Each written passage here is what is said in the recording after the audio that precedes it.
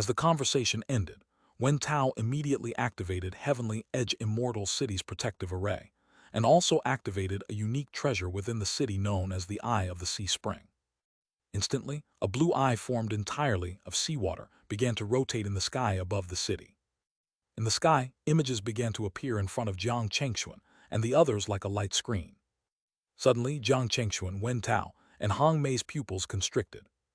This was because, in the light screen reflected by the Eye of the Sea Spring, they saw the figures of many deep-sea nomad and demon cultivators. Among them were some familiar faces. Black Dragon Warlock and Gussa.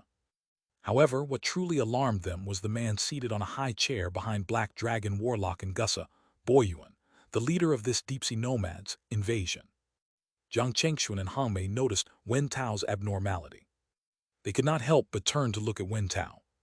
Hong Mei asked, "Senior brother Wen Tao, who is that person from the deep-sea nomads? Is there anything special about him?"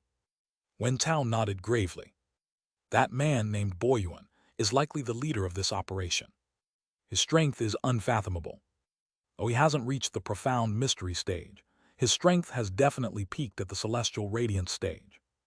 It's said that many celestial radiance stage cultivators have been killed by him. Even some from the barbarian tribe have died at his hands." "What?" Hearing this, Jiang Chengxuan and Hong Mei couldn't help but look shocked. They knew very well that once a cultivator reached the celestial radiance stage, their life-saving abilities would be greatly enhanced. After all, the name of the undying stage was not for nothing. Most celestial radiance stage cultivators could be defeated but rarely killed, unless the opponent had a profound understanding of the laws. "It seems they've really come prepared this time," Wen Tao said solemnly. "Junior brother Jiang, junior sister Hong Mei, we need to be ready for what's coming." "Yeah." Both Jiang Chengxuan and Hong Mei nodded solemnly, understanding the gravity of the situation. At the same time, on the side of the deep-sea nomads and demons, as they covertly advanced towards Heavenly Edge Immortal City using an array to conceal their presence, they suddenly heard a grand voice in their ears. "Everyone march at full speed. There's no need to hide anymore." "Huh?" Hearing this order, the deep-sea nomads and demon cultivators could not help but be slightly stunned. But they quickly reacted. Without another word, they immediately increased their speed. In an instant, the dense army of the deep-sea nomads and demons that were like locusts rapidly approached the Heavenly Edge Immortal City. From his high seat, Boyuan looked towards the city with a cold smirk. "So what if you, V, discovered us in advance? We've come fully prepared for this assault." As he spoke, he, along with Black Dragon Warlock and Gussa, flew towards Heavenly Edge Immortal City. Their terrifying aura spread across thousands of miles instantly. Everyone in Heavenly Edge Immortal City who witnessed this was shocked by the scale of this attack, which seemed different from the past. Boom! Just as this thought crossed their minds, a blue orb suddenly appeared in Boyuan's hand, surrounded by endless whirlwinds, with dark lightning threading through its core. "That's the heaven-destroying orb." Wen Tao's eyes narrowed sharply, and both Jiang Chengxuan and Hong Mei's expressions changed subtly. Obviously, they all knew what the heaven-destroying orb that Wen Tao mentioned was. It was a treasure specifically designed to break through protective arrays. Once activated, it could significantly damage the foundation of an array. Under normal circumstances, such treasures were circulated only among human cultivators and rarely fell into the hands of other races. Yet now the enemy possessed such an item. There was no time to ponder how it ended up in their hands. The immediate priority was to defend against this assault. Wen Tao raised his hand, and instantly countless stars seemed to fall from the sky. A gigantic figure, hundreds of thousands of feet tall, appeared above the sea. Grabbing stars, it hurled them down at the approaching deep-sea nomads and demon cultivators with a thunderous force. HMPH small tricks. With a disdainful snort from Boyuan seated on the high chair, a colossal tidal wave suddenly rose behind him, transforming into a vast maw that engulfed the countless stars hurled at them in an instant. At the same time, the heaven-destroying orb in his hand traced a trajectory through the air. Before Jiang Chengxuan, Hong Mei, and Wen Tao could react, the ground beneath them shook violently, followed by a thunderous roar. The once unbreakable protective array around the city dimmed instantly. At that moment, Boyuan, Gussa, and Black Dragon Warlock launched another ferocious attack, aiming to completely shatter the city's protective array. "How dare you!" Suddenly, Wen Tao shouted angrily. A white warm jade suddenly appeared in his palm. The jade emitted a gentle glow. Most importantly, as the light on the warm jade spread, the light of the array, which had already dimmed, actually began to slowly recover. This made Boyuan and the other two's expressions freeze. Black Dragon Warlock couldn't help but exclaim, "No good, that's the array restoring jade, capable of fully repairing a damaged array. We must stop them." Boyuan's gaze turned slightly grim. He glanced towards a hidden spot. As if sensing his gaze, a shadow swiftly moved through the sea, and in the next moment, a terrifying energy of lightning and storms erupted once again on the protective array of the city. What? The suddenness of this development left Wen Tao and Hong Mei with incredulous expressions. Apart from the deep-sea nomads and demons, there seemed to be a third party involved. Swoosh! At this moment, an extremely ferocious sword suddenly appeared in Jiang Chengxuan's hand. The sword, imbued with the essence of destruction, was lightly swung towards a certain area outside the city over the sea. Shriek! A shriek that seemed to split heaven and earth echoed as a deep, dark sword beam, filled with a destructive aura, burst forth over the sea. Boom! Instantly, that area of the sea became a dead zone, ravaged by waves of black light. Everyone's eyes revealed a trace of shock. It's a spiritual treasure, and one specialized in offensive capabilities. Boom! At that moment, a surge of dharmic power tumultuously stirred within that part of the sea. Shadows that seemed ethereal materialized out of the void, with the leading figure's real face obscured. Yet the aura emanating from this figure was no weaker than Boyuan's. The Eldars. Wen Tao and Hong Mei's pupils contracted sharply. They did not expect that there would be a third party besides the deep sea nomads and the demons. Furthermore, it was the Eldar that was best at concealment and stealth. No wonder they hadn't detected any signs before. It seemed their presence was expertly concealed. Eldars, what is the meaning of this? Are you intending to become enemies with the humans and our Haoran sect? Wen Tao immediately questioned. However, the Eldars did not respond. The figure identified as Eldarian Sovereign Shadowless stared deeply at Jiang Chengxuan. It was this person just now. Had it not been for Jiang Chengxuan, their presence would not have been exposed so swiftly. Jiang Chengxuan, unfazed by Eldarian Sovereign Shadowless's gaze, once again raised his spiritual treasure, the Sword of Extinction. Buzz! A terrifying aura of destruction permeated the air once more. With a single strike, he shattered the heaven-destroying orb launched by Eldarian Sovereign Shadowless in midair. Rumble! The explosion that followed was deafening. Even so, because Eldarian Sovereign Shadowless and the others had launched a sneak attack just now, they had still caused considerable damage to the Heavenly Edge Immortal City's protective array. As a result, the light of the array dimmed further. Brother Shadowless, let's attack together. There's no point in hiding any longer. Suddenly, Boyuan, who was sitting on the high chair, looked at Eldarian Sovereign Shadowless and said loudly. Upon hearing his words, Eldarian Sovereign Shadowless fell silent for a moment before nodding. The next moment, sword lights brightened the space between heaven and earth, each carrying the power to obliterate everything in its path.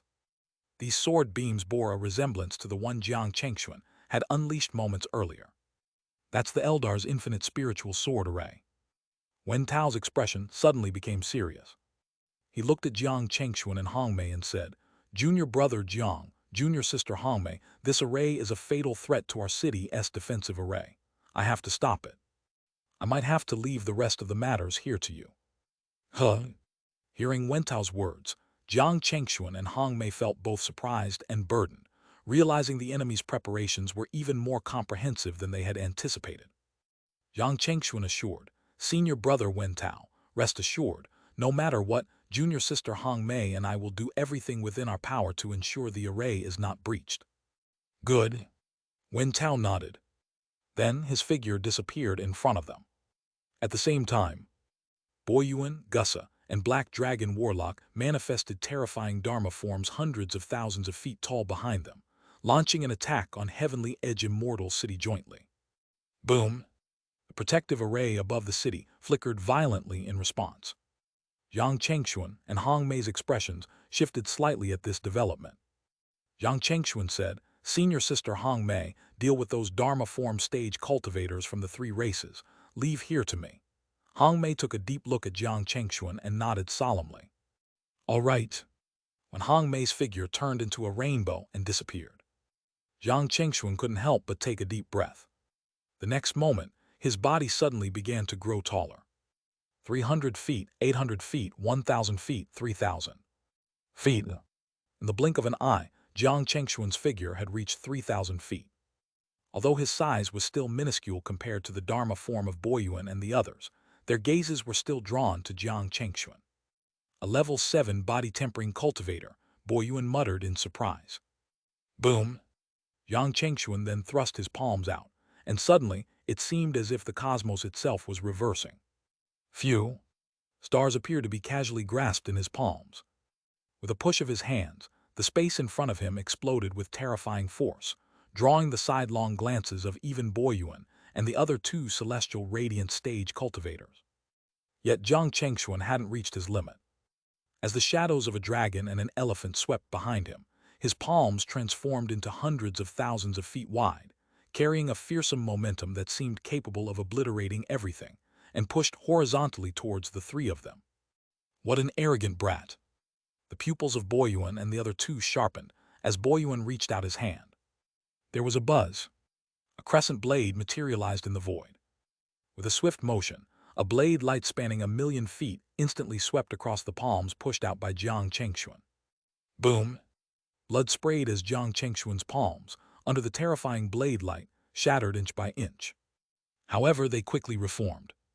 In the sky, the scene of a shattered galaxy passed by. Then, Jiang Chengxuan's even more formidable palms pushed horizontally towards them once again.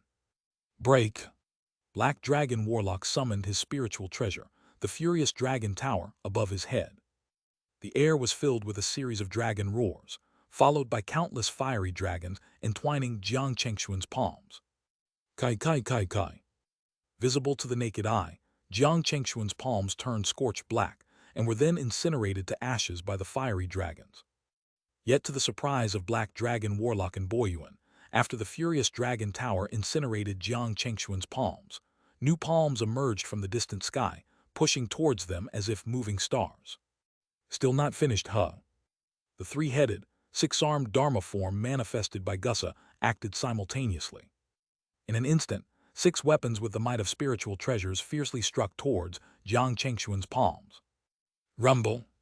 However, this time, to the trio's shock, Gus's 6 weapons couldn't deal any substantial damage to Jiang Chengxuan's palms. What's going on? The Dharma form formed by Boyuan slashed out. Shriek! This time, however, Jiang Chengxuan's palms were only slightly nicked on the surface. Editor Henny Translations. What? The expressions of the three changed subtly at this moment. They were aware that the opponent, being at the Dharma form stage, was now exhibiting the power comparable to a cultivator in the normal celestial radiant stage. What kind of a freak had they encountered? Boyuan and the others knew very well what it meant to display the power of the celestial radiant stage at the Dharma form stage. Boom! Finally, Jiang Chengxuan's palms, after breaking through all obstructions, reached close to Boyuan and the others. HMPH. Boyuan snorted. The next moment, a giant maw appeared behind him and swallowed Jiang Chengxuan's approaching palms in one gulp. However, in that instant, the giant maw that had ingested Jiang Chengxuan's palms suddenly erupted with countless black sword qi, releasing an extremely powerful destructive sword intent. How is that possible? Boyuan and the other two's pupils constricted. A sword radiating an endless aura of destruction rampaged within the maw, slicing it to pieces in just a moment. It was Jiang Chengxuan's sword of extinction. HMPH, since you've come then stay, Boyuan's eyes suddenly gleamed with a chilling coldness. Numerous tentacles extended from his body, quickly entangling the sword layers upon layers. Destroy! Jiang Chengxuan formed an exceedingly complex hand seal. The next moment, the sword of extinction burst into a dazzling display of 5-colored radiance, emanating an aura of boundless annihilation. And this is... Gussa and Black Dragon Warlock's eyes flickered with astonishment. Then they witnessed an incredible scene. The 5 differently colored sword chi transformed into the most terrifying forces in existence. Kai kai kai kai. In just an instant, all the tentacles wrapped around it were obliterated. Then the 5-colored radiance merged into one and ferociously slashed towards Boyuan. Boom! The sea's surface suddenly formed a vacuum zone stretching countless miles, with all the water swiftly parting to both sides. At the center, sharp auras crisscrossed through the air. Most notably, Boyuan, a cultivator at the pinnacle of the celestial radiance stage, his body dissipated into nothingness as if turned to dust. Gussa and Black Dragon Warlock widened their eyes in shock and disbelief. They couldn't fathom how Boyuan, of all people, could suffer such a severe blow. Was this really the work of a Dharma form stage cultivator? What divine power had just been used? As these thoughts flashed through their minds, the form of Boyuan, which had been sliced into nothingness by Jiang Chengshuan's strike, began to recondense. However, the reformed Boyuan's aura had noticeably weakened. With a chilling gaze, he looked at Jiang Chengshuan and slowly uttered, "The 5 elements annihilation sword chi." What? The 5 elements annihilation sword chi? Hearing Boyuan's words, both Gussa and Black Dragon Warlock were taken aback.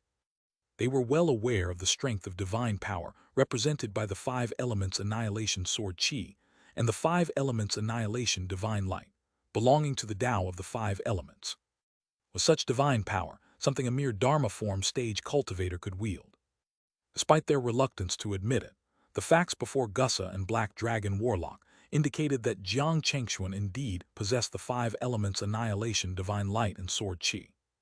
Most importantly, after the battle just now, the Heavenly Edge Immortal City's originally shaky protective array had actually recovered by more than half. According to this trend, it was only a matter of time before the protective array returned to its original state.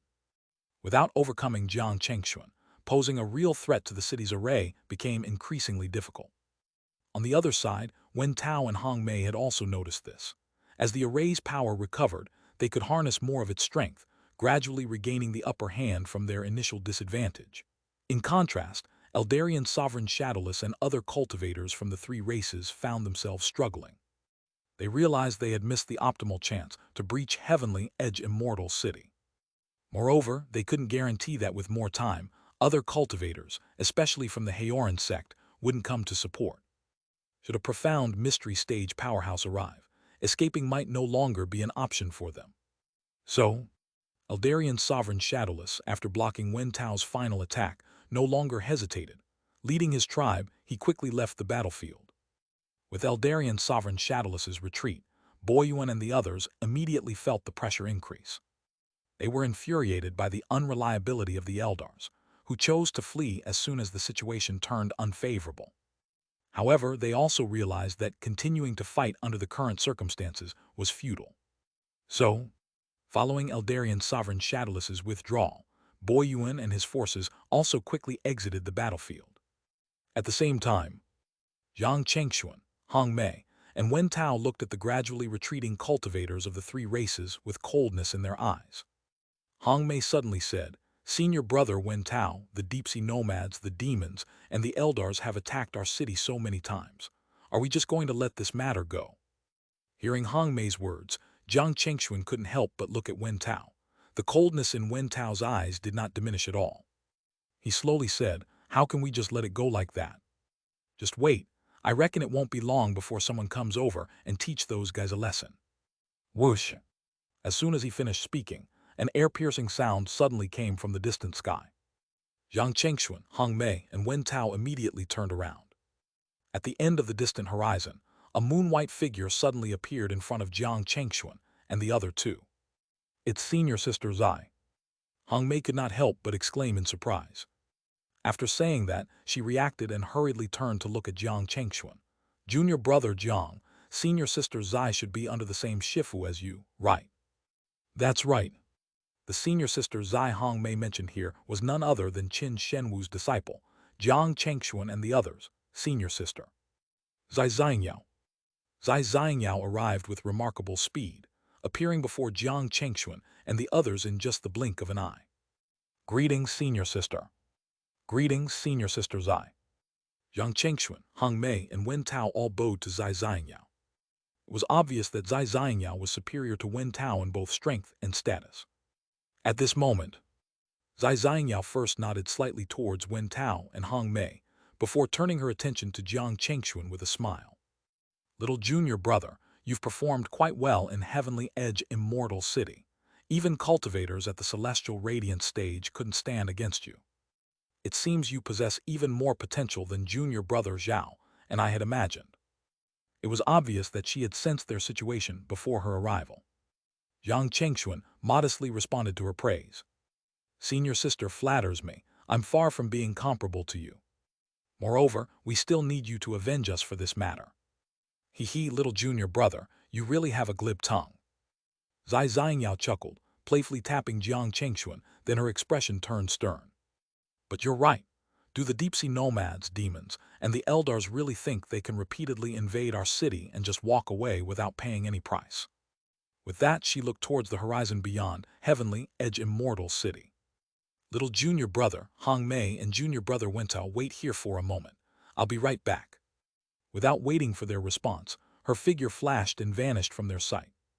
At the same time, the retreating cultivators from the deep-sea nomads, demons, and Eldars hadn't yet reached their territories when they suddenly found themselves immobilized.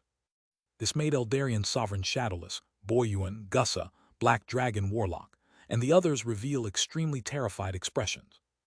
An extremely terrifying thought suddenly appeared in their hearts. A see-through almighty. It's a see-through almighty. See-through previously referred to as profound mystery. This was because only those in the profound mystery stage had the ability to immobilize all of us in place. Quite the speedy retreat, Zai Xiangyao commented as she suddenly appeared in front of Boyuan, Eldarian Sovereign Shadowless, Gussa, and Black Dragon Warlock.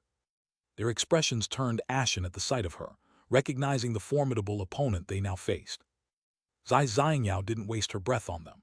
She stared at Boyuan and Eldarian Sovereign Shadowless and said indifferently, "Tell me, why do you insist on attacking the Heavenly Edge Immortal City? According to what I know, the area where the Heavenly Edge Immortal City is located should not be of any value to you. Your repeated attacks on the Heavenly Edge Immortal City are not in line with your style." Her words made Boyuan and Eldarian Sovereign Shadowless's pupils constrict. They did not expect their careful actions to still draw significant attention from the Haoran sect. They had hoped to avoid alerting Haoran sect's high-level powers by not deploying see-through cultivators. However, even so, the Haoran sect still sent a see-through cultivator. This made them instantly feel that this matter was probably going to lead to something worse. How could their subtle reactions escape Zai Xiangyao? Almost in an instant, she sensed the abnormality of the few of them. This made her eyes narrow. It seems there indeed might be an issue, either with Heavenly Edge Immortal City itself or its vicinity. As she spoke, ignoring the terrified expressions of Boyuan and Eldarian Sovereign Shadowless, she waved her hand, causing them and their cohorts to disintegrate like weathered rock, erasing their essence from both the spiritual and the most minute physical levels.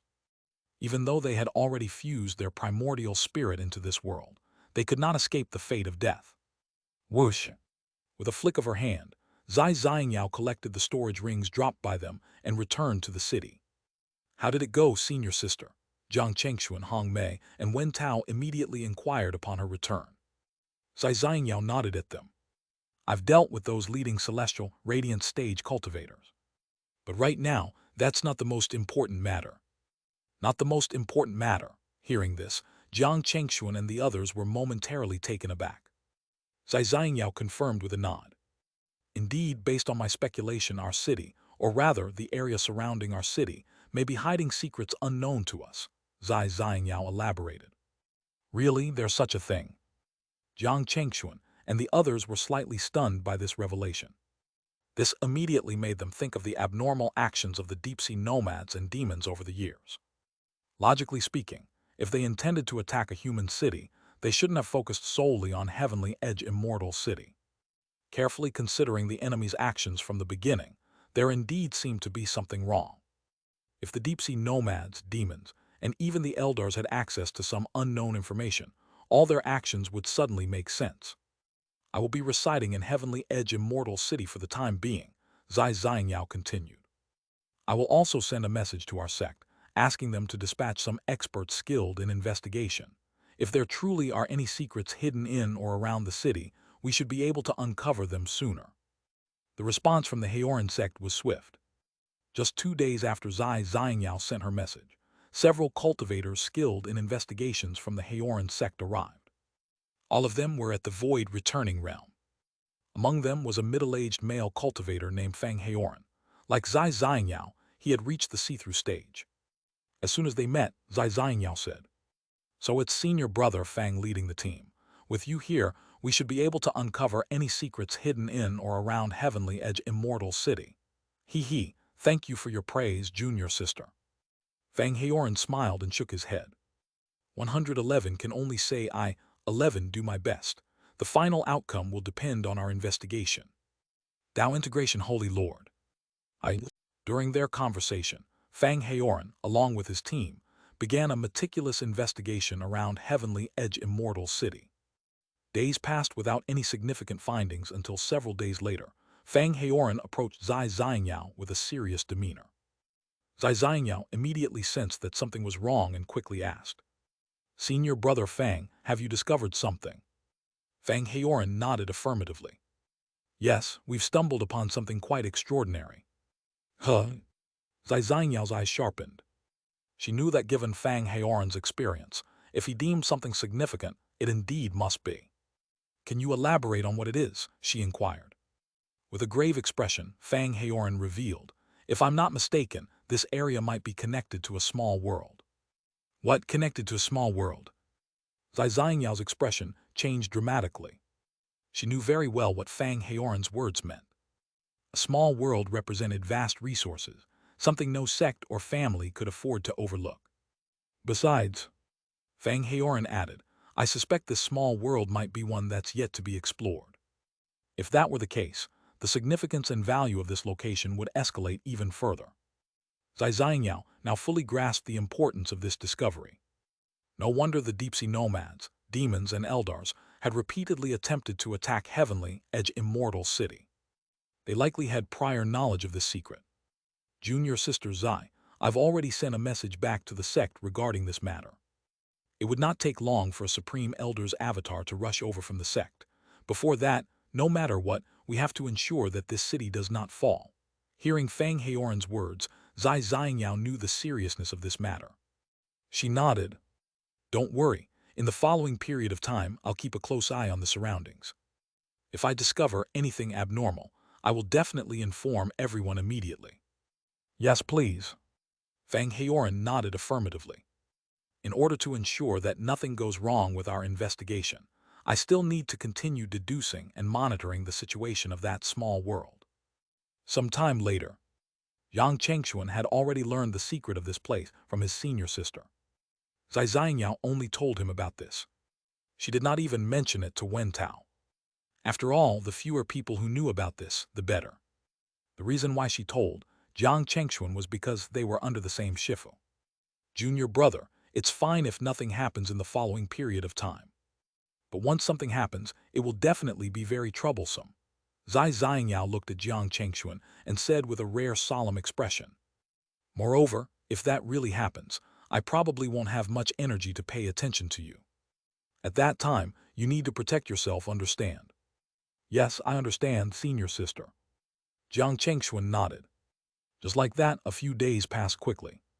Just as Jiang Chengxuan, Zai Xiangyao, Fang Haoran, and the others were waiting nervously outside the Heavenly Edge Immortal City, a blurry figure suddenly flashed.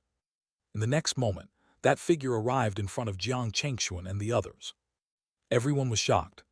Fortunately, Zai Xiangyao reacted quickly and immediately bowed. "Greetings, Martial Uncle He." The person who appeared in front of Jiang Chengxuan and the others was an incomparably burly man. He was more than 2 meters tall. Standing there, he was like an iron tower, giving off an invisible pressure. This person was the other Tao Integration Holy Lord in the Haoran sect besides the sect master, Zhu Ping, and Qin Shenwu. His name was He Jianping. It was said that this person's qi and body had both reached the Tao integration level. Seeing Zai Xiangyao and the others, a smile appeared on his fierce face. He first nodded at Zai Xiangyao. "Martial niece Zai, It's been a long time since we last met. It seems like your cultivation has improved again." With that, he turned to the others and said, "All right, from today onwards, I will personally guard this city." Jiang Chengxuan and the others had all heard of He Jianping's name. When they heard He Jianping say that he would personally guard this city from now on, they could not help but feel surprised. Especially Wen Tao and Hong Mei. The two of them did not know that this heavenly edge immortal city was connected to a small world. Thus, they were the most shocked by He Jianping's decision. They wondered what could possibly warrant the attention of a Tao integration, holy lord from their Heoran sect, to personally oversee the city. Even though it was just an avatar of He Jianping that had arrived, the presence of an avatar of a Tao integration holy lord was no small matter. Such power could dominate all beneath the Tao integration. However, He Jianping did not elaborate on his reasons, and after giving some instructions, allowed everyone except Zai Xiangyao and Fang Heoran to leave. A short while later, Zai Xiangyao and Fang Heoran left He Jianping's place. Zai Xiangyao immediately found Jiang Chengxuan and said, "Little junior brother, you don't have to stay in the city for the rest of the time. Let's go together." Huh? Jiang Chengxuan was obviously surprised.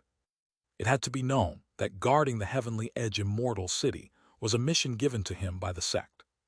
Was it really a good idea for him to leave just like that?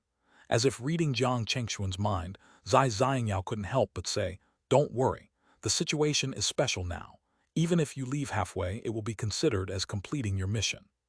Moreover, you're not the only one who's leaving." Including Wen Tao, Hong Mei, and the others, they would leave early one after another. After that, there will naturally be others to take over your mission. I see. Jiang Chengxuan was relieved to hear that. He did not reject Zai Xiangyao's suggestion. Soon, he left the heavenly edge immortal city with her, He Jianping, Wen Tao, Hong Mei, and the others. "Senior sister, are we going back to the sect now?" After leaving the heavenly edge immortal city, Jiang Chengxuan couldn't help but look at Zai Xiangyao. "Yes." Zai Xiangyao nodded. "I have other things to do later, so I'll bring you back to the sect first. What you want to do next, whether you want to continue accepting missions or something else, it's up to you." Zai Xiangyao was fast. Before long, they arrived at the teleportation array near the Heoran sect. A short while later, Jiang Chengxuan and Zai Xiangyao were already standing inside the Heoran sect's mountain gate.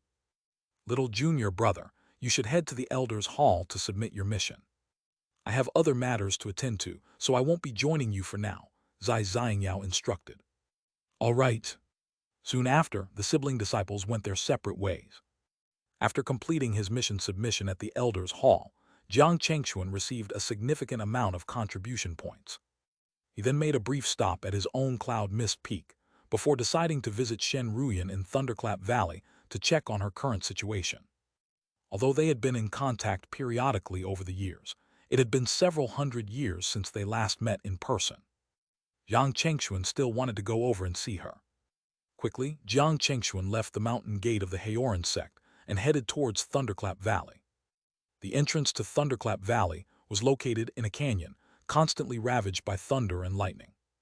Upon his arrival, Jiang Chengxuan recognized a familiar face standing at the gate. It was Yao Anrui, who had entered the Thousand River secret realm with them that day. Seeing Jiang Chengxuan, Yao Anrui initially showed surprise. Then, as if realizing something, she greeted him with a smile. "Senior brother Jiang, what brings you to Thunderclap Valley? Are you here to see senior sister Shen?" "Yes, is Ruyan currently in the valley?" Jiang Chengxuan smiled and nodded. "Senior sister Shen is indeed inside the valley. However, I'm afraid she might not be able to meet you right now," Yao Anrui explained. Huh? Jiang Chengxuan looked puzzled. Yao Anrui clarified, "Don't misunderstand senior brother Jiang. The reason senior sister Shen can't meet you is that she's currently receiving an inheritance from Thunderclap Valley, which requires some time." "I see. No wonder she hasn't replied to my messages," Jiang Chengxuan realized. Yao Anrui continued, "But I guess senior Shen's sister should be nearing the end of her seclusion. If senior brother Jiang doesn't mind, why don't I take you inside? In a few days, sister Shen might come out of her seclusion." "That sounds good," Jiang Chengxuan agreed. "Then I'll have to trouble junior sister Yao."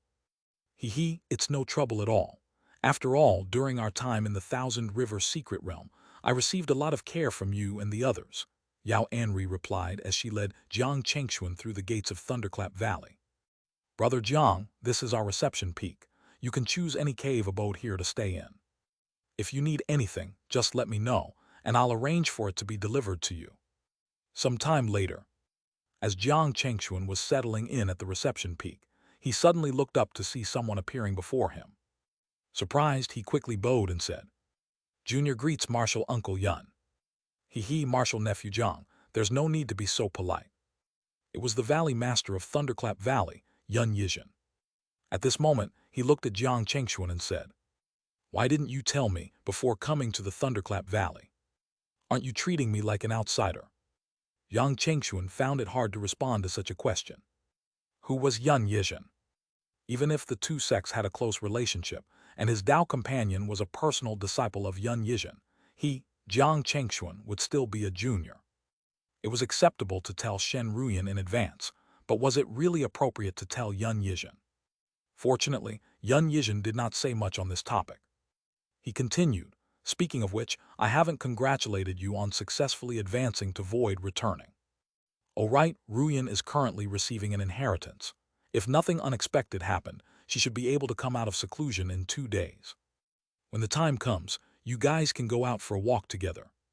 You can explore the vicinity of Thunderclap Valley and the various markets." "Yes, Marshal Uncle Yun. As I said, there's no need to be so formal with me. If there's anything you need, just speak to Yao Anrui who brought you here. I won't be staying here any longer." With that, Yun Yizhen did not wait for Jiang Chengxuan to react and disappeared from the reception peak. 2 days passed quickly. When the dharmic power in Jiang Chengxuan's body completed a cycle, a beautiful figure suddenly appeared in front of him. Who else could it be but Shen Ruyan? "Ruyan?" Jiang Chengxuan was pleasantly surprised. Shen Ruyan was also smiling. "Husband, I just came out of seclusion and heard that you came to the Thunderclap Valley. How was it? Have you been waiting for long?" Jiang Chengxuan smiled and shook his head. "No, it's just 2 days. By the way, Ruyan, how are you now?" It could be seen that Shen Ruyan had already broken through to Void returning. Moreover, it was not the early Dharma form stage. The couple immediately started chatting at the reception peak. Through the exchange, the couple had a clear understanding of their experiences during this period of time. All in all, their cultivation went quite smoothly. Of course, this was only the Dharma form stage. If they were at the Celestial Radiance stage, cultivation would not be as easy. Many resources and opportunities needed to be fought for by them. "By the way, husband, this is your first time coming to the Thunderclap Valley. Why don't you let me show you around? After this, let's go out together and travel around. How about that?" Jiang Chengxuan naturally wouldn't reject his wife's suggestion. Soon, he followed Shen Ruyan around the Thunderclap Valley. Along the way, he met many cultivators from Thunderclap Valley. After they left Thunderclap Valley, Shen Ruyan smiled and said to Jiang Chengxuan, "Husband, I heard that there's going to be a grand event in the Myriad Dao's immortal city under the Divine Shadow Gate. Why don't we go over and take a look? Perhaps we'll gain something." Myriad Dao's immortal city. Jiang Chengxuan had heard of the place Shen Ruyan mentioned. Moreover, he had also heard that there would be a super large-scale auction in the Myriad Dao's immortal city recently. It was indeed a good choice to go over now. Without hesitation, the couple immediately headed in the direction of the Myriad Dao's immortal city. Myriad Dao's immortal city. As one of the huge cities under the jurisdiction of the Divine Shadow Gate, there were countless cultivators who came here every day.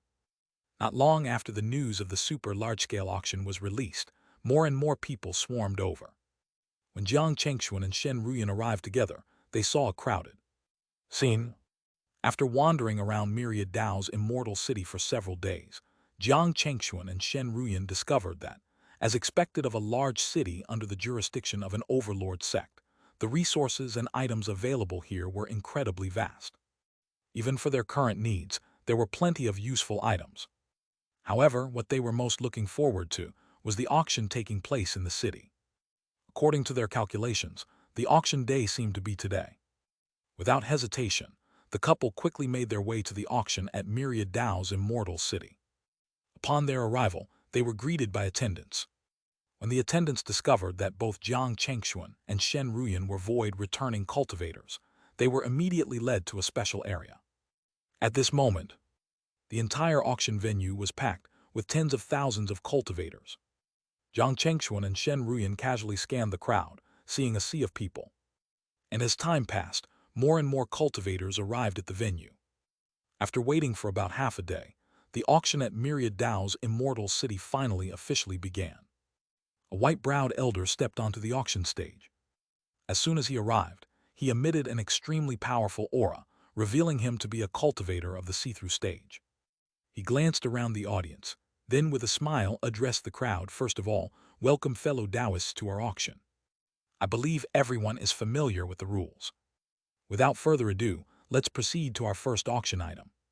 With that, a jade bottle appeared on the table in front of him. This first item is a delusion-reflecting pill, which can help cultivators eliminate delusions and illuminate the truth. It is an indispensable pill for Dharma-form stage cultivators breaking through to the celestial radiance stage, capable of increasing your success rate by about 20%.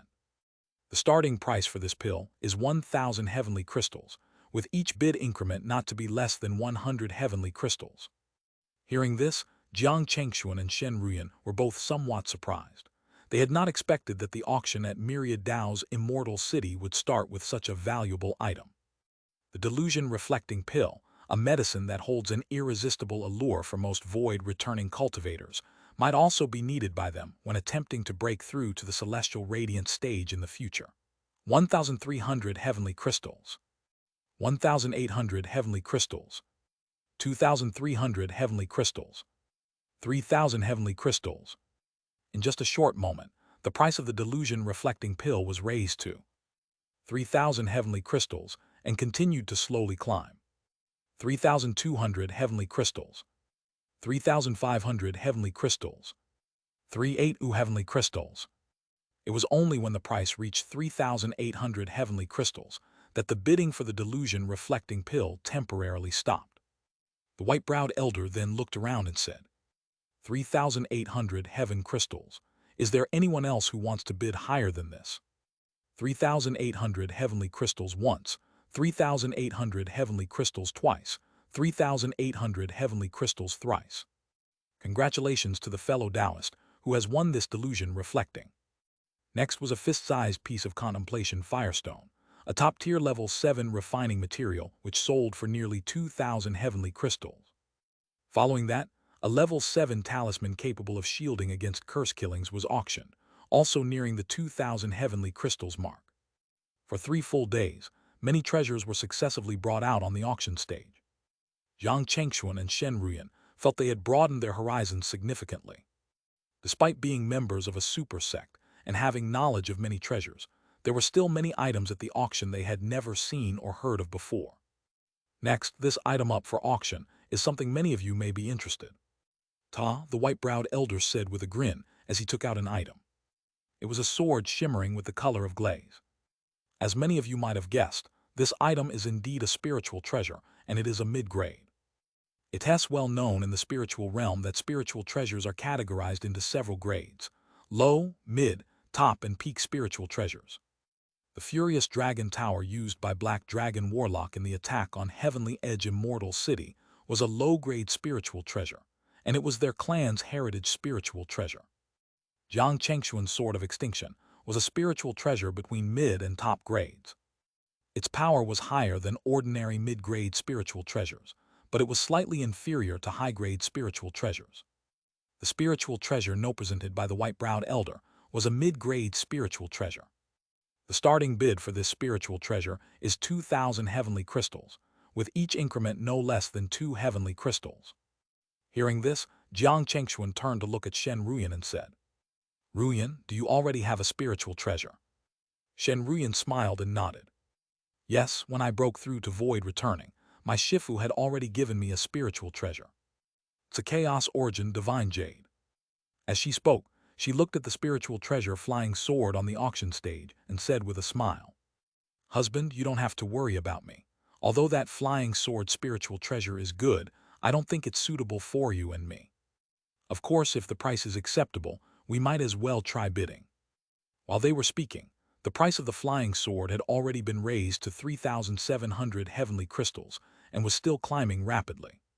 4,000 heavenly crystals. 4,400 heavenly crystals. 4,800 heavenly crystals. 5,000 heavenly crystals. At this point, the price of the flying sword had reached 5,200 heavenly crystals. Seeing this, Jiang Chengxuan and Shen Ruyan extinguished their thoughts of bidding. The price was clearly too high for them. Instead of spending money on a spiritual treasure that wasn't particularly suitable for them, they preferred to save their heavenly crystals for something more suitable later on. In the end, the flying sword was sold for 5,500 heavenly crystals to a cultivator in the celestial radiant stage. Just like that. As time passed, the auction was clearly nearing its end. The treasures brought out by the white-browed elder were becoming increasingly valuable, with many items fiercely contested by several powerful beings at the see-through stage. Next, this item is the finale of our auction. Many of you may have heard some information about it before coming here. Without further ado, the final item is not just any item, but a treasure capable of blocking heavenly tribulation, a tribulation transcending treasure. Treasure? Hearing the name tribulation transcending treasure, Jiang Chengxuan, Shen Ruyan, and many other cultivators who were unaware of such information were all visibly shaken. Tribulation transcending treasure. It's actually a tribulation transcending treasure. Many faces revealed excitement. Clearly, everyone understood just how rare and precious a tribulation transcending treasure was in the spiritual world. It's something that every void-returning cultivator desperately needed. It's not an exaggeration to say that sometimes a tribulation transcending treasure could mean the difference between life and death. After all, not every void-returning cultivator could confidently overcome every heavenly tribulation, making these treasures incredibly important. Everyone, the white-browed elder continued. For this auction's finale, we have prepared 3 tribulation transcending treasures. These 3 treasures will be auctioned off in 3 separate rounds. So, if you're lucky enough, you still have a fairly good chance. As he spoke, the elder took out a crimson-colored jade stone and continued. Many of you may recognize this first tribulation transcending treasure. It's the commonly used red cloud crystal, capable of helping cultivators in the Dharma form stage and celestial radiance stage withstand one heavenly tribulation. Of course, this is under the assumption that you haven't used it before. In the spiritual world, any tribulation transcending treasure could only be used once. For instance, if you had previously used the red cloud crystal to withstand a heavenly tribulation, you could not use it again for the next tribulation. Even if you did, it would have no effect. You must find a different tribulation transcending treasure to withstand the next tribulation. Naturally, many think, if I can keep finding different tribulation transcending treasures, can I avoid the tribulation indefinitely and live forever?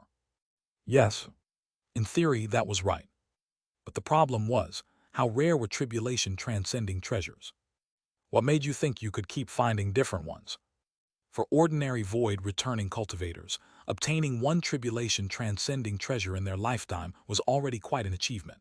Hoping for a second, third, or even more. That was unlikely. It did not make sense either. Even if you belong to a super sect or an overlord sect, it's impossible to continuously obtain tribulation transcending treasures. It was already very impressive to have 3 or 4. So, when the white-browed elder presented the first tribulation transcending treasure, the red cloud crystal, it immediately sparked a bidding war among all attendees. Even though it's a relatively common tribulation transcending treasure, the competition was fierce. 3,000 heavenly crystals, 4,000 heavenly crystals, 5,000 heavenly crystals, 6,000 heavenly crystals. In just a short moment, the price of the red cloud crystal was raised to 6,000 heavenly crystals, and it continued to climb rapidly. 7,000 heavenly crystals, 8,000 heavenly crystals, 9,000 heavenly crystals. In no time, the price of the red cloud crystal reached 9,000 heavenly crystals. It was only at this point that the bidding started to slow down.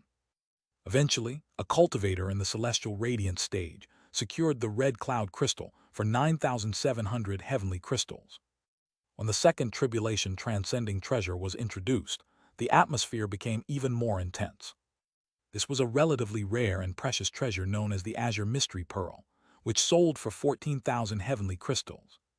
The final tribulation transcending treasure, named the tribulation severing finger, resembling a human finger bone, fetched an even higher price of 23,000 heavenly crystals, more than double the starting bid of the red cloud crystal. With this, the auction came to a close. Though Jiang Chengxuan and Shen Ruyan did not purchase anything, the experience and insight they gained from attending were invaluable.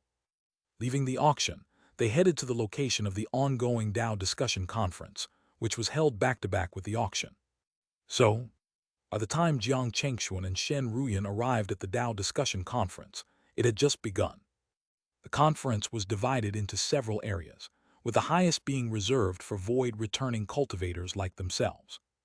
Next was the area for cultivators in soul formation, followed by areas for cultivators below soul formation. At this moment, at the Dao discussion conference, a see-through stage powerhouse from the Divine Shadow Gate was elucidating his insights on cultivation and the Dao.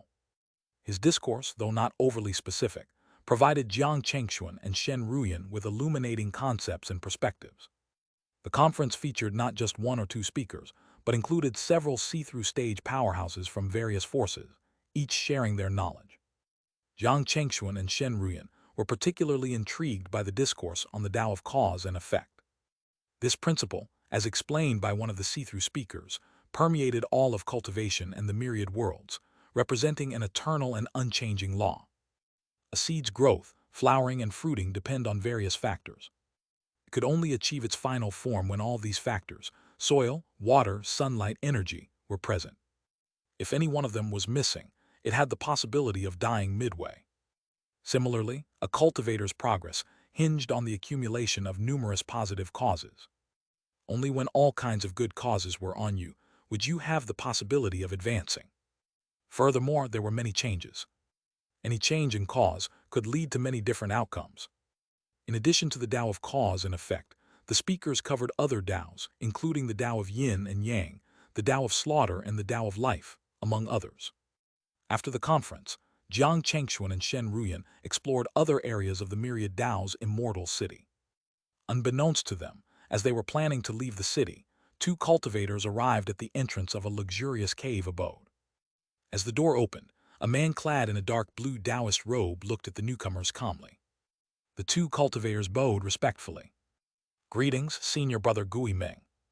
The man they called Senior Brother Gui Ming nodded. "Why are you looking for me?" Hearing this, the two cultivators immediately said, "Senior Brother Gui Ming, we found Jiang Chengxuan and Shen Ruyan from the Hyoran sect in Thunderclap Valley." Upon hearing these two names, Senior Brother Gui Ming's originally calm expression immediately turned sharp. He quickly stood up from the futon and looked at the two people in front of him. "Are you sure you didn't see wrongly?" The two of them nodded. "We can guarantee that we're not mistaken. Moreover, we suspect that the two of them are very likely to leave the myriad Dao's immortal city. Let's go, take me there," Senior Brother Gui Ming immediately said. "Since I've encountered them this time, I can't let them escape no matter what."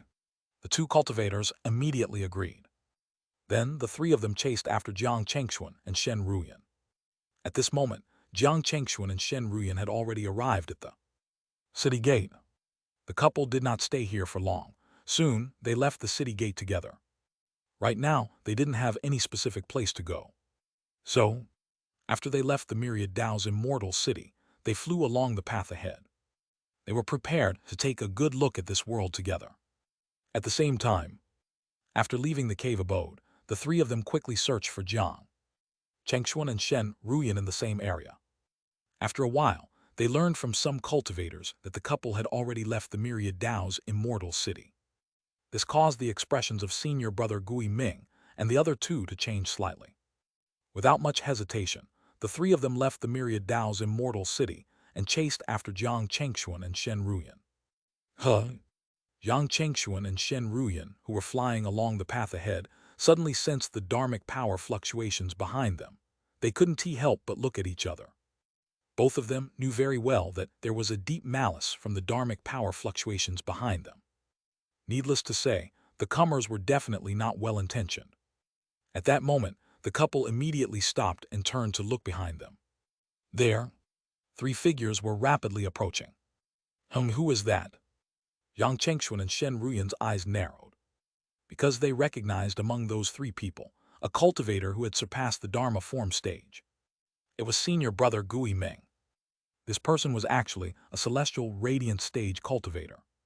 Moreover, judging from the clothes he was wearing, the other party's identity was already very obvious. He was from the Five Elements heavenly sect. The couple really did not expect that they would encounter someone from the Five Elements heavenly sect on their trip. At this moment, Gui Ming and the other two had already approached Jiang Chengxuan and Shen Ruyan. The three of them did not hide their malice at all. In an instant, the three of them surrounded Jiang Chengxuan and Shen Ruyan in three different directions. Jiang Chengxuan and Shen Ruyan looked at each other. Jiang Chengxuan said, "I was wondering who it was, so it's someone from the Five Elements heavenly sect. Why are you planning to bury me here?" A bearded man beside senior brother Gui Ming could not help but sneer. "So what if I am? Do you think you can leave today?" As he spoke, he and the other long-haired man attacked Jiang Chengxuan and Shen Ruyan without hesitation. In an instant, two dazzling lights flashed in the sky. Two Dharma treasures, one all and one saber, were attacking Jiang Chengxuan and Shen Ruyan. At the same time, behind the bearded man and the long-haired man, 2,000-foot-tall Dharma forms also condensed. Boom, boom. The horrifying power slammed toward Jiang Chengxuan and Shen Ruyan. HMPH. Jiang Chengxuan and Shen Ruyan merely snorted. In the next moment, two rays of light rushed out from above the couple's heads. A ray of five-colored light appeared. As for the other light, it was filled with endless lightning. There was a loud bang. The two treasures, one all and one saber, flew back first. The five-colored light and blinding lightning instantly pierced through the two Dharma forms, opening a huge hole in their huge Dharma form bodies. "How dare you!" Seeing this, senior brother Gui Ming, who was on the other side, suddenly had a cold look in his eyes. With a flicker, he vanished from sight, only to reappear as a towering colossus, a titan among men, wielding unimaginable power that swept aside the attacks of Jiang Chengxuan and Shen Ruyan with ease. Swoosh!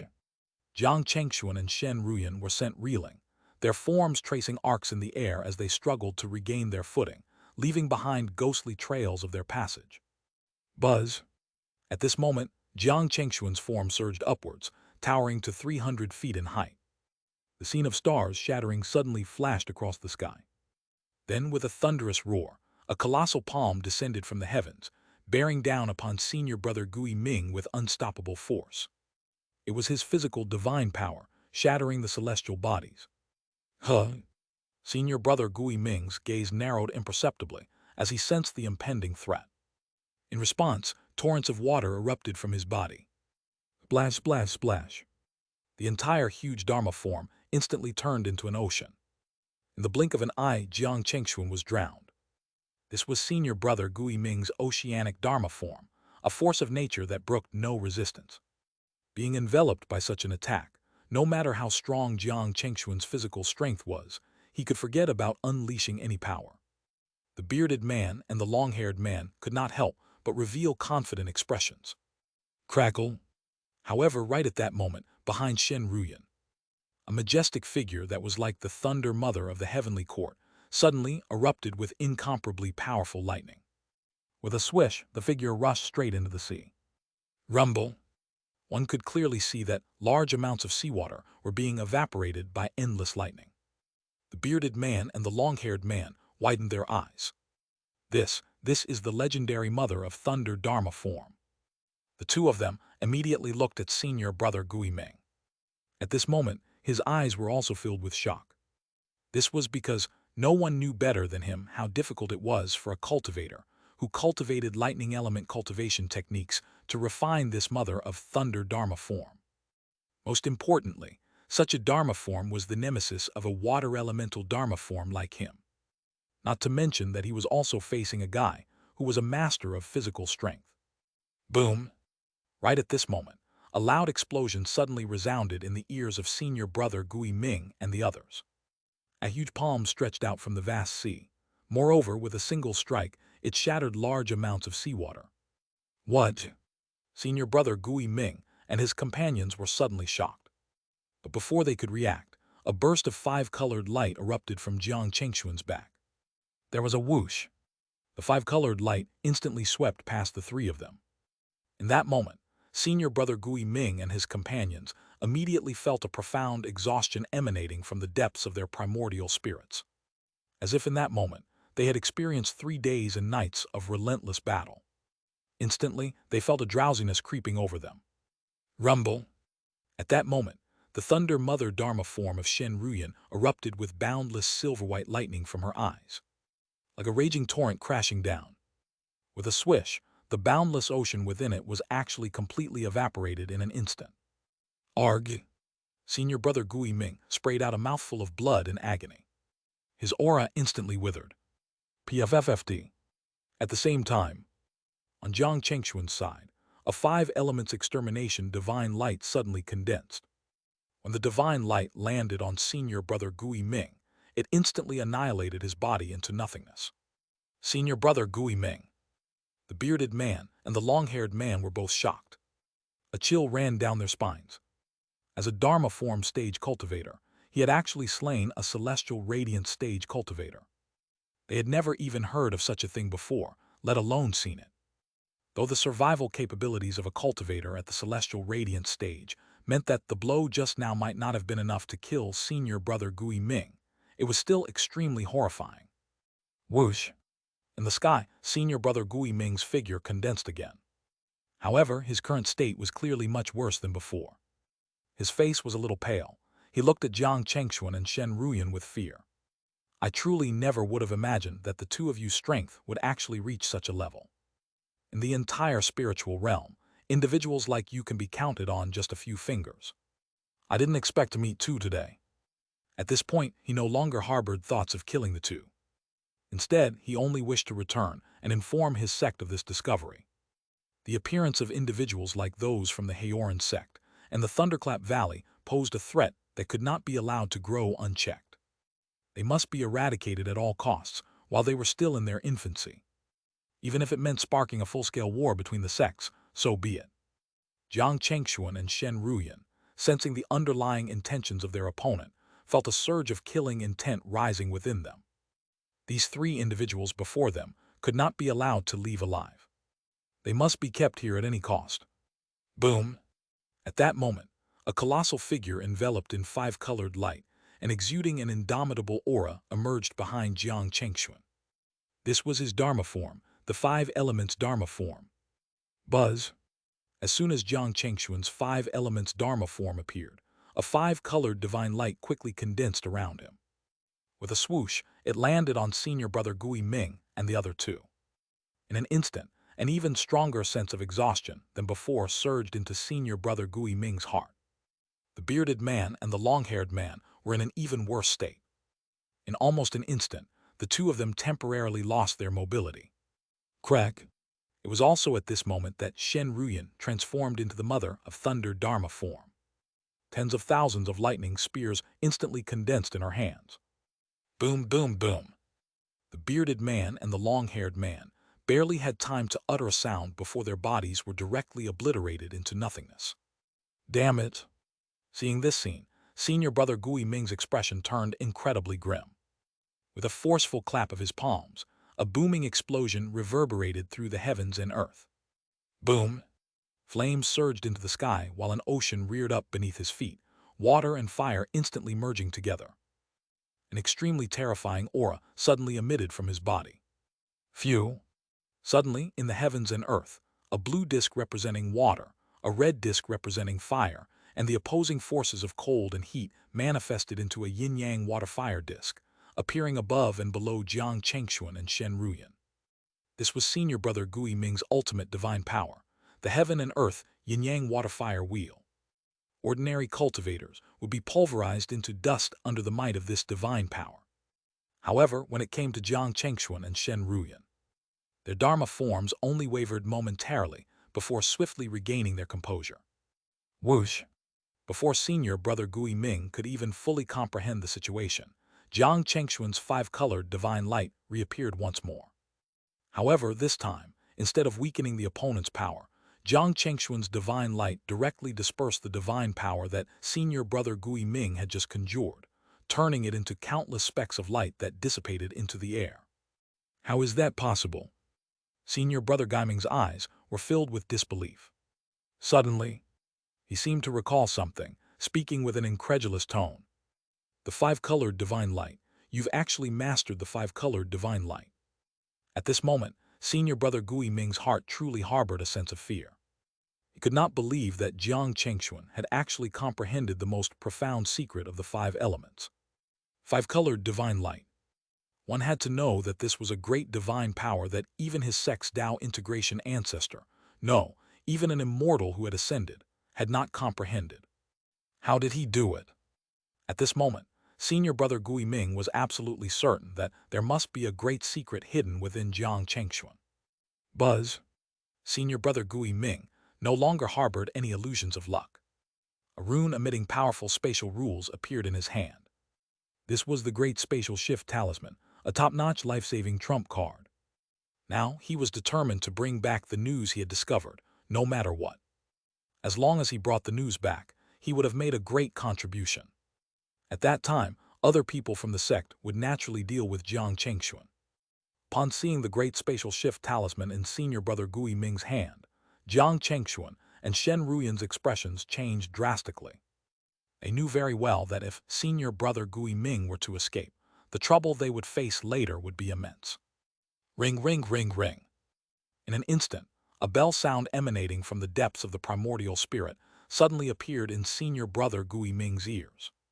At the same time, a translucent needle, so elusive that even the primordial spirit would find it difficult to catch, pierced into senior brother Gui Ming's primordial spirit in an instant, causing a sharp pain in his sea of consciousness. It was Jiang Chengxuan's other primordial spirit attack method, Cloud Piercer. However, with senior brother Gui Ming's cultivation and strength, the not yet perfect Cloud Piercer could only inflict a momentary impact on him. Soon he returned to normal. But in that brief moment of delay, Jiang Chengxuan's years, water divine power had already descended straight onto senior brother Gui Ming. In an instant, the Great Spatial Shift Talisman that had originally appeared in his hand returned to his storage ring. Is this time reversal? Senior brother Gui Ming felt another wave of shock. Following the five-colored divine light, senior brother Gui Ming discovered yet another remarkable divine power from Jiang Chengxuan, a time divine power derived from water manipulation. Years. Although this divine power still seemed quite immature, under normal circumstances, it would be challenging to inflict fatal damage on a cultivator of the same realm. However, its ability to reverse time could prove crucial at the most critical moments, just like now. Senior brother Gui Ming realized that Jiang Chengxuan and Shen Ruyan wouldn't give him another chance to retrieve the Great Spatial Shift Talisman from his storage ring. Rumble! At that moment, a flash of five-colored lightning streaked across the sky. It was one of Shen Ruyan's most powerful divine powers, the Great Five Elements Divine Thunder. Boom!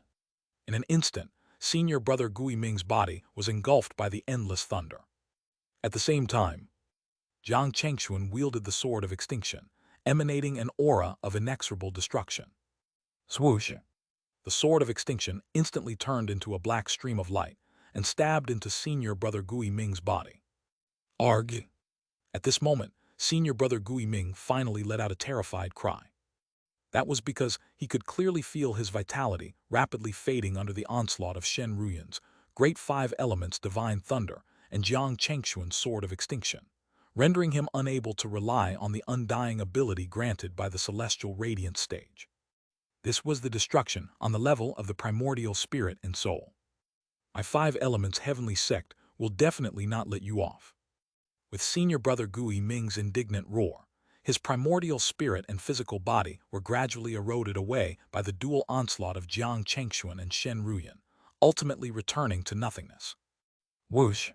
Putting away their storage rings, Jiang Chengxuan and Shen Ruyan didn't linger in the area for long.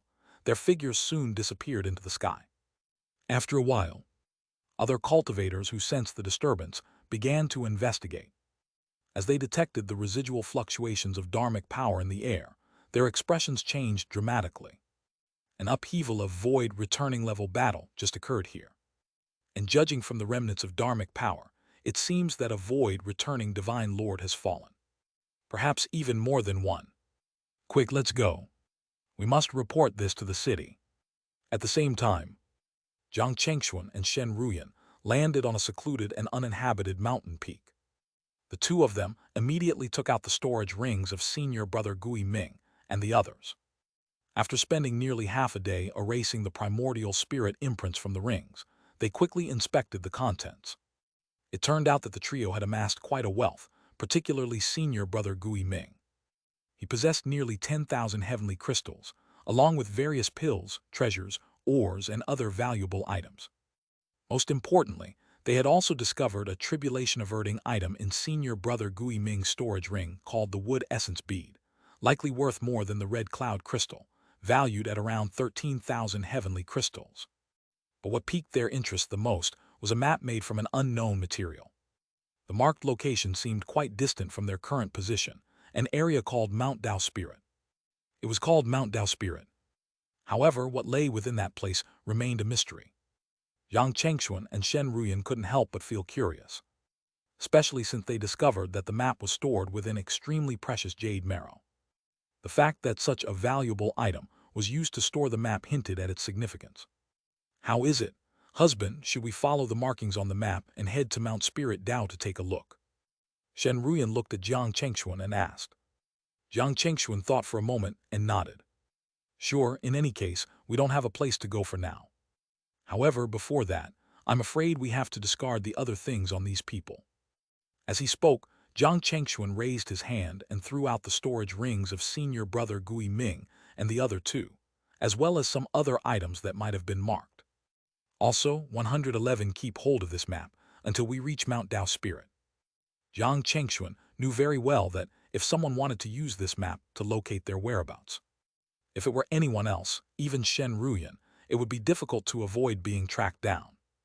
However, if it were him, Jiang Chengxuan, it was not so easy to locate him. With his mastery of heavenly calculation technique, he had considerable expertise in shielding himself from being detected. So, keeping the map on him seemed like the safest option. As for why he discarded the belongings of senior brother Gui Ming and the others, it was just a precaution. Carrying too many related items would increase the risk of exposure. Even though Jiang Chengxuan wasn't afraid, it was better to err on the side of caution. Soon after, the couple left the secluded mountain peak, their figures disappearing into the distant horizon. Meanwhile, back at the Soul Tablet Hall of the Five Elements Heavenly Sect, a shocked disciple stared wide-eyed at the three shattered soul tablets in front of him, and the color on his face couldn't help but pale. Martial Uncle Chen Feng, Martial Uncle Huang Teng and Gui. Martial Uncle Gui Ming's soul tablets were all shattered. Clang, clang, clang. The sound of bells reverberated throughout the Five Elements Heavenly Sect, signaling the demise of elders. Whoosh, whoosh, whoosh. In an instant, all the elders above Void returning who were still within the sect appeared in the elders' hall. The expressions on many faces were notably grave. They had not anticipated that three of their own Void returning divine lords, including one who had reached the celestial radiant stage, would fall at the same time.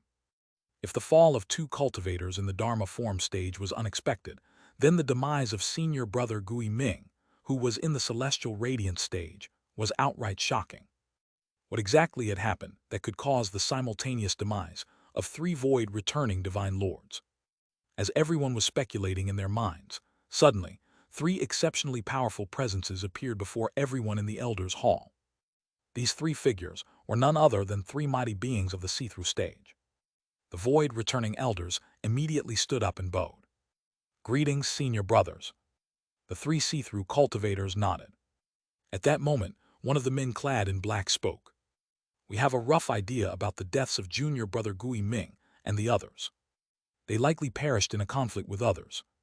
What? They died at the hands of other cultivators. Upon hearing the man in black's words, all the elders present were taken aback and then filled with anger. Who could possess such audacity to slay the elders of our Five Elements Heavenly Sect? We must find them and avenge senior brother Gui Ming and the others.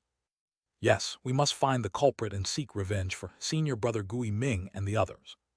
Seeing the reaction of the elders present, the man in black simply raised his hand slightly. In an instant, the previously noisy elders' hall became quiet once again. The man in black continued, "This matter, I will investigate the site of junior brother Gui Ming and the others' demise along with senior brother Lai Kong. Rest assured, their deaths will not be in vain. Since the other party had the courage to kill the elders of our five elements heavenly sect, they should also be prepared to face our wrath. That's all for now. Brothers and sisters, be extra cautious when you go out from now on. If you encounter any unpredictable dangers, prioritize your own safety above all." After finishing, the man in black and the other two see-through powerhouses disappeared from the elders' hall. Some time later, the man in black and another man in a blue robe appeared at the site where Gui Ming and the others had fallen. "Lai Kong, the task ahead now falls to you," said the man in black, turning towards the man in the blue robe. The man in the blue robe nodded. Soon, it seemed as if the flow of time was swirling in his eyes. Scenes began to gradually emerge in his vision. However, just as these scenes reached their most critical point, something seemed to obstruct and abrupt him, causing the scenes to immediately start blurring. In the end, they began to shatter. The man in the blue robe let out a muffled grunt. The man in black immediately looked at him and asked, "Lai Kong, did something happen?" The expression on the face of the man in the blue robe turned rather ugly as he nodded.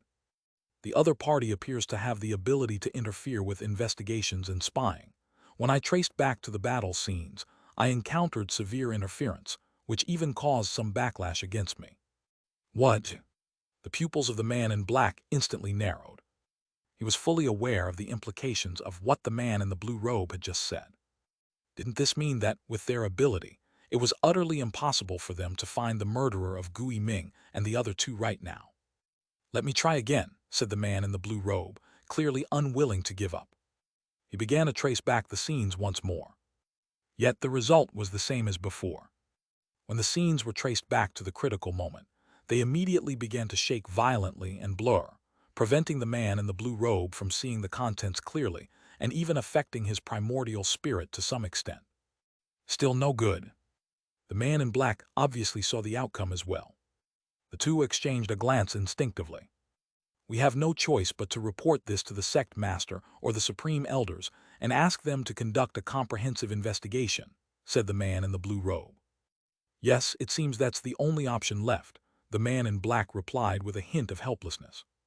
A few months later, Jiang Chengxuan and Shen Ruyan had traversed many distances, from the outskirts of the myriad Dao immortal city all the way to a towering ice mountain in the far north snow plains. This mountain, marked on the map as Mount Dao Spirit, was unexpectedly a majestic ice mountain. Who would have thought that this so-called Mount Dao Spirit would actually be such a towering ice mountain? Shen Ruyan couldn't help but exclaim, looking around at the harsh environment. Jiang Chengxuan also nodded slightly in agreement. "I just wonder when exactly the immortal peak cave abode mentioned in the map will open. Do we have to keep waiting here?" Shen Ruyan thought for a moment and said, "The environment around here might be harsh, but the primordial spiritual qi is rich and relatively pure. How about we wait here for a few years? After that time, if the immortal peak cave abode appears, we can explore it. If it doesn't open, we can choose to leave. What do you think?" Shen Ruyan suggested. Jiang Chengxuan nodded at Shen Ruyan's words. "Sure." Thus, the couple set about carving out a temporary cave abode for themselves. And so they waited, which indeed turned out to be several years. On this day, the couple was cultivating in their temporary cave abode when suddenly, several streaks of light flashed across the sky in the distance. Judging by their aura, they were also void-returning divine lords. Jiang Chengxuan and Shen Ruyan immediately came out of their seclusion and went to the entrance of their temporary cave abode. Soon, those streaks of light landed not far from where Jiang Chengxuan and Shen Ruyan stood. Looking up, they saw several individuals dressed in the attire of the Qian family. Without a doubt, these individuals were from the super family, the Qian family. The cultivators of the Qian family had also seen Jiang Chengxuan and Shen Ruyan. One of the Qian family's cultivators, a woman in a goose-yellow dress with an oval face and exquisitely beautiful features, stepped forward with a smile and greeted Jiang Chengxuan and Shen Ruyan. "My name is Qian Mingchen of the Qian family. May I know how to address the two fellow Taoists?" You must also be here to enter the immortal peak cave abode, right? Yang Chengxuan and Shen Ruyan's hearts skipped a beat. They exchanged glances. Shen Ruyan then smiled and replied, "So, you are Fairy Mention of the Cayenne family. My name is Shen Ruyan from the Thunderclap Valley, and this is my husband, Jiang Chengxuan from the Haoran sect. It's a pleasure to meet fellow Taoists from the Haoran sect in Thunderclap Valley." Cayenne Mention greeted politely with a fist salute. "I hope that once we enter the immortal peak cave abode, if fate allows us to meet, we can support each other and collectively face the cultivators from other races." Cultivators from other races. Hearing Cayenne Mention's words, Jiang Chengxuan and Shen Ruyan were both slightly taken aback. Could it be that cultivators from other races will also come here? Cayenne Mention seemed to have noticed Jiang Chengxuan and Shen Ruyan's confusion. She was surprised at first, but then she smiled and said, "It seems this is your first visit to Mount Dao Spirit, right?" Without waiting for Jiang Chengxuan and Shen Ruyan to answer, Cayenne Mention continued, "To be honest, our celestial floodgate realm isn't the only place to have Mount Dao Spirit in the spiritual realm." Not the only place. Yang Chengxuan and Shen Ruyan were shocked again. From what they understood from Cayenne Mention's words, this Mount Dao Spirit appears to exist in multiple realms within the entire spiritual realm. This was very impressive. Which kind of mountain could be found across various parts of the spiritual realm? At least up to now, besides this Mount Dao Spirit, they had not heard of a second one. That's right. Cayenne Mention nodded. Other than our celestial floodgate realm, the Tianyao realm led by the demons, the Tianling realm led by the Eldars, and the Shanghai realm led by the deep-sea nomads all have this Mount Dao Spirit. Every time the immortal peak cave abode opened, it would happen all over the spiritual realm at the same time. Most importantly, after entering the immortal peak cave abode, people from different realms might encounter each other. Sometimes, the trials within the cave abode even take the form of race-based confrontations. Hearing this, Jiang Chengxuan and Shen Ruyan both understood the situation. But it was precisely because they understood, they felt an even greater reverence for the creator of the immortal peak cave abode. Who could possibly have the power to create this mountain in various parts of the spiritual realm and even interconnect different realms? Such capabilities, perhaps even a Tao integration Holy Lord, might find difficult to achieve. Could it be that the other party was an immortal who had achieved immortality? As they were contemplating this, several streaks of light suddenly approached from the distant sky. Cayenne Mention, standing beside Jiang Chengxuan and Shen Ruyan, recognized them at a glance. The newcomers belonged to the Ghost Hall, an overlord force and a bona fide sect of the demonic path. That made Jiang Chengxuan, Shen Ruyan, and Cayenne Mention frown. The reason was simple. The way of conduct and the stance of the demonic path sects fundamentally opposed those of the more righteous sects and families, like theirs. It was rare for the two sides to mingle, let alone cooperate. Frankly, it would be considered quite fortunate if they didn't come to blows before even entering immortal peak cave abode. At this moment, the cultivators from the Ghost Hall had already approached Jiang Chengxuan, Cayenne Mention, and their group. One of them, a man with a particularly sinister appearance, glanced at Jiang Chengxuan and Cayenne Mention without saying a word, just standing there quietly. This somewhat relieved Cayenne Mention and her group. They were worried that these people from Ghost Hall might not understand the situation and start a conflict right there and then, which would be truly troublesome. But at that moment, Jiang Chengxuan and Shen Ruyan's gaze suddenly shifted back to the distant sky. There, several figures appeared, dressed in black robes, each embroidered with a sinister skull pattern. Initially, Cayenne Mention was puzzled by the couple's reaction. However, as time passed, when she saw a few more people appearing again in the distance, her expression immediately changed. This was because she had already recognized that these people were from the Sacred Skeleton sect, a super-demonic sect known for their ruthlessness, unpredictability, and their practice of sacrificing lower-level cultivators and mortals. They were true demons in every sense of the word. In that instant, whether it was Jiang Chengxuan, Shen Ruyan, or Cayenne Mention, all of them tightened their brows. They had a premonition that, with the arrival of the Sacred Skeleton sect, their moment of peace might very well be shattered. Just then, the leading cultivator of the Sacred Skeleton sect, a man with a string of white bones around his neck and a white hood on his head, burst into laughter. It's unexpected that friends from the Ghost Hall have arrived here before us. With that, he and the rest of the sacred skeleton sect cultivators approached the sinister-looking man and his group. I am Kang Yuanfei of the sacred skeleton sect. If I'm not mistaken, you must be the divine Lord Tianyu, right? Hearing Kang Yuanfei's words, the man addressed as Tianyu managed to squeeze out a smile. It's me. After a pause, Tianyu spoke again. Fellow Taoist Kang, if you don't mind, after we enter the immortal peak cave abode, let's join forces. Hearing this, Kang Yuanfei burst into laughter. Of course, we both belong to the demonic path, and it's only right that we help each other. However, before that, we need to eliminate some unstable factors. As he spoke, Kang Yuanfei's gaze turned towards Jiang Chengxuan, Shen Ruyan, and Kaiyan Menchen. Will you leave on your own accord, or do we need to personally force you out? Jiang Chengxuan and Shen Ruyan's eyes narrowed at once. Kaiyan Menchen's face changed. Kang Yuanfei, what do you mean by this? Do you think you've already got us cornered? What if I do? Suddenly, a terrifying aura surged around Kang Yuanfei. Behind him, a sword made entirely of bones emitted a horrifying glow. A spiritual treasure. The expressions of the Kaiyan family elders standing behind Kaiyan Menchen changed drastically. It's known that spiritual treasures are mostly wielded by cultivators in the celestial radiant stage. For cultivators in the Dharma form stage like them, possessing a spiritual treasure is exceedingly rare. Even for cultivators born into super families, this holds true. However, once cultivators of the Dharma form stage get their hands on a spiritual treasure, the boost to their strength is tremendous, potentially allowing them to dominate peers within the same stage. At that moment, Kaiyan Menchen and the few Kaiyan family cultivators looked exceptionally grim. They knew that facing Kang Yuanfei, who had a spiritual treasure by his side, they might not stand a chance. However, the idea of leaving just like that was out of the question. The opportunity to enter the immortal peak cave abode was too rare to pass up. It required enough fate and fortune, not just strength or a powerful background, to seize such an opportunity. So, even though Kaiyan Menchen and her companions knew they might not be a match for Kang Yuanfei, they had no intention of backing down. But before Kaiyan Menchen and the others could make a move, Jiang Chengxuan had already stepped forward. In his hand, a treasure sword had appeared at some unknown time. The sword was a deep, dark color throughout, exuding an immense sense of danger from the moment it appeared.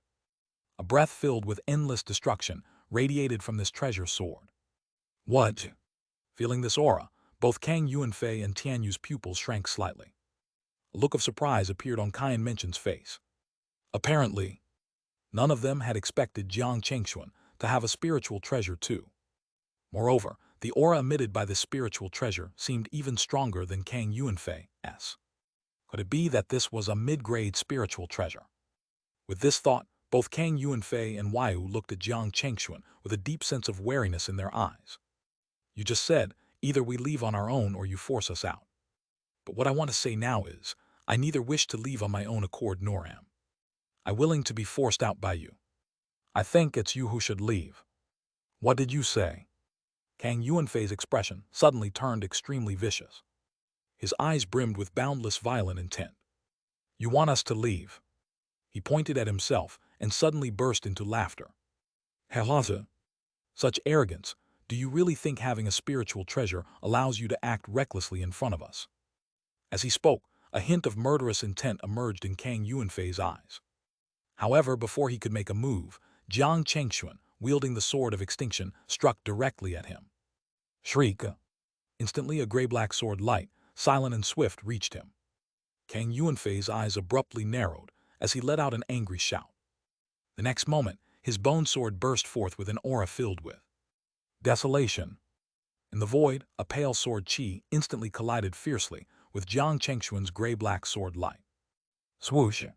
PFFFD. Two dull sounds echoed through the air, causing Kang Yuanfei's expression to change instantly.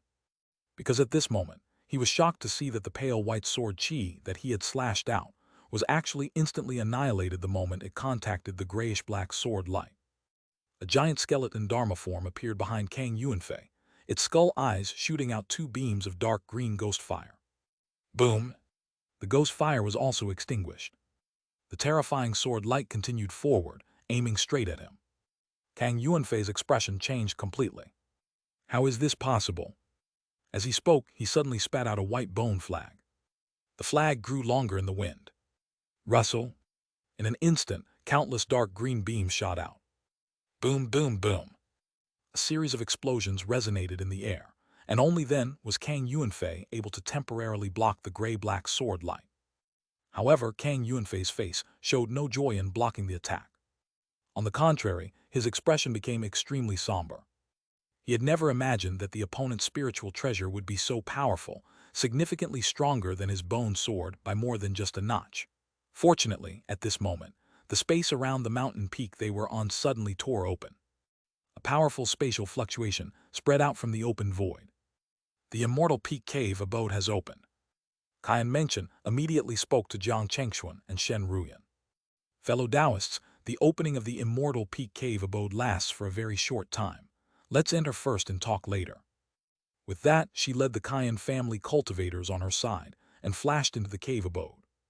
Seeing this, Jiang Chengxuan and Shen Ruyan knew Qian Mengchen was probably right. They also decided not to waste any more time with Kang Yuanfei.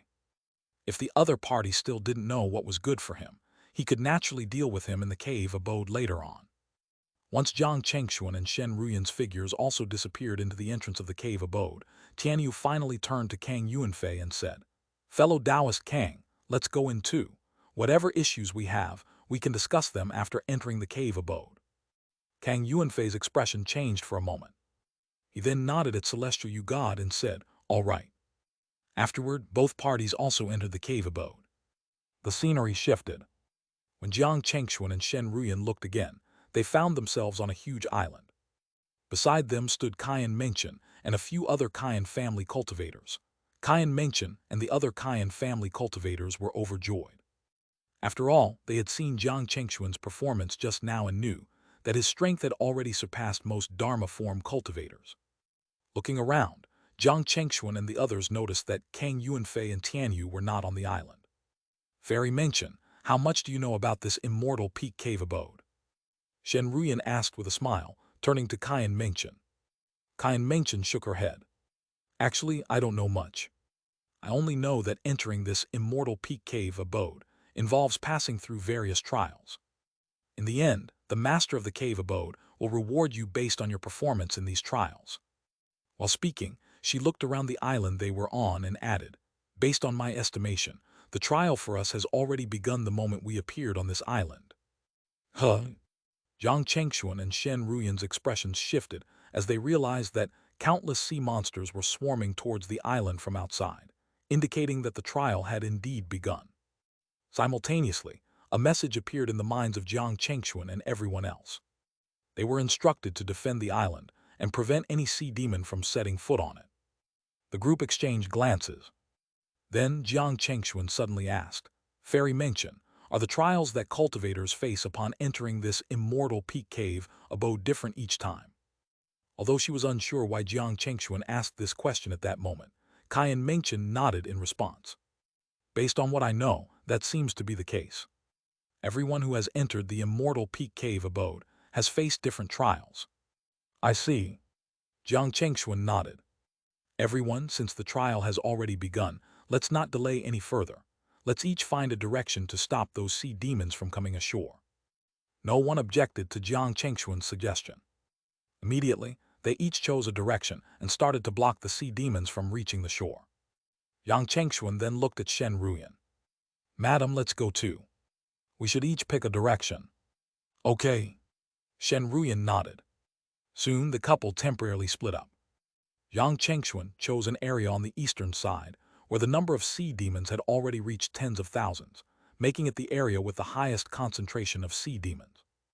Jiang Chengxuan scanned the area with his divine sense and found that the strengths of these sea demons were mostly between the 5th and 6th level, with very few reaching the 7th level. At that moment, he did not waste time. He formed a hand seal with both hands. Rumble! With a flick of his hands, a figure shimmering with 5-colored radiance appeared behind him. It was his Dharma form, the 5 elements Dharma form. The Dharma form raised its hands, and instantly, countless 5 elements converged in the sky. A barrage of 5 element spells, each comparable in power to level 7 divine power, poured down like a torrential rain upon the sea demons attempting to reach the shore. Boom, boom, boom. In an instant, countless sea demons were obliterated under Jiang Chengxuan's barrage of spells. Roar! At the same time, among the multitude of sea demons, suddenly, 3 enraged roars erupted. Following that, Jiang Chengxuan clearly saw a sea snake tens of thousands of feet long, a colorful sea centipede with a single horn on its forehead, and a sea bull towering 10,000 feet tall, its body shimmering with blue vortices. The strength of these 3 sea demons had astonishingly reached the level 7, equivalent to void returning in human cultivators. At this moment, the emotions of the 3 level 7 sea demons were clearly very angry. Almost the moment they saw Jiang Chengxuan, they launched their attacks without any hesitation. There was a rumble. 3 attacks of different colors simultaneously aimed at the Dharma form Jiang Chengxuan had condensed. HMPH. Jiang Chengxuan let out a cold snort from his nose. The next moment, the Dharma form he had condensed suddenly radiated a brilliant 5-colored light. In the sky, a giant sword Qi, sparkling with 5 colors, fiercely slashed downwards. There was a pop. Like a hot knife through butter, the incoming 3 attacks dissipated into nothingness in midair.